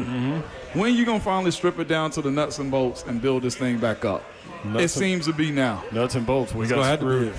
Yeah. It's going to have to be it. We got nails right now, man. Sure do. We got nails. Hey, appreciate you guys coming out. Y'all was in the area.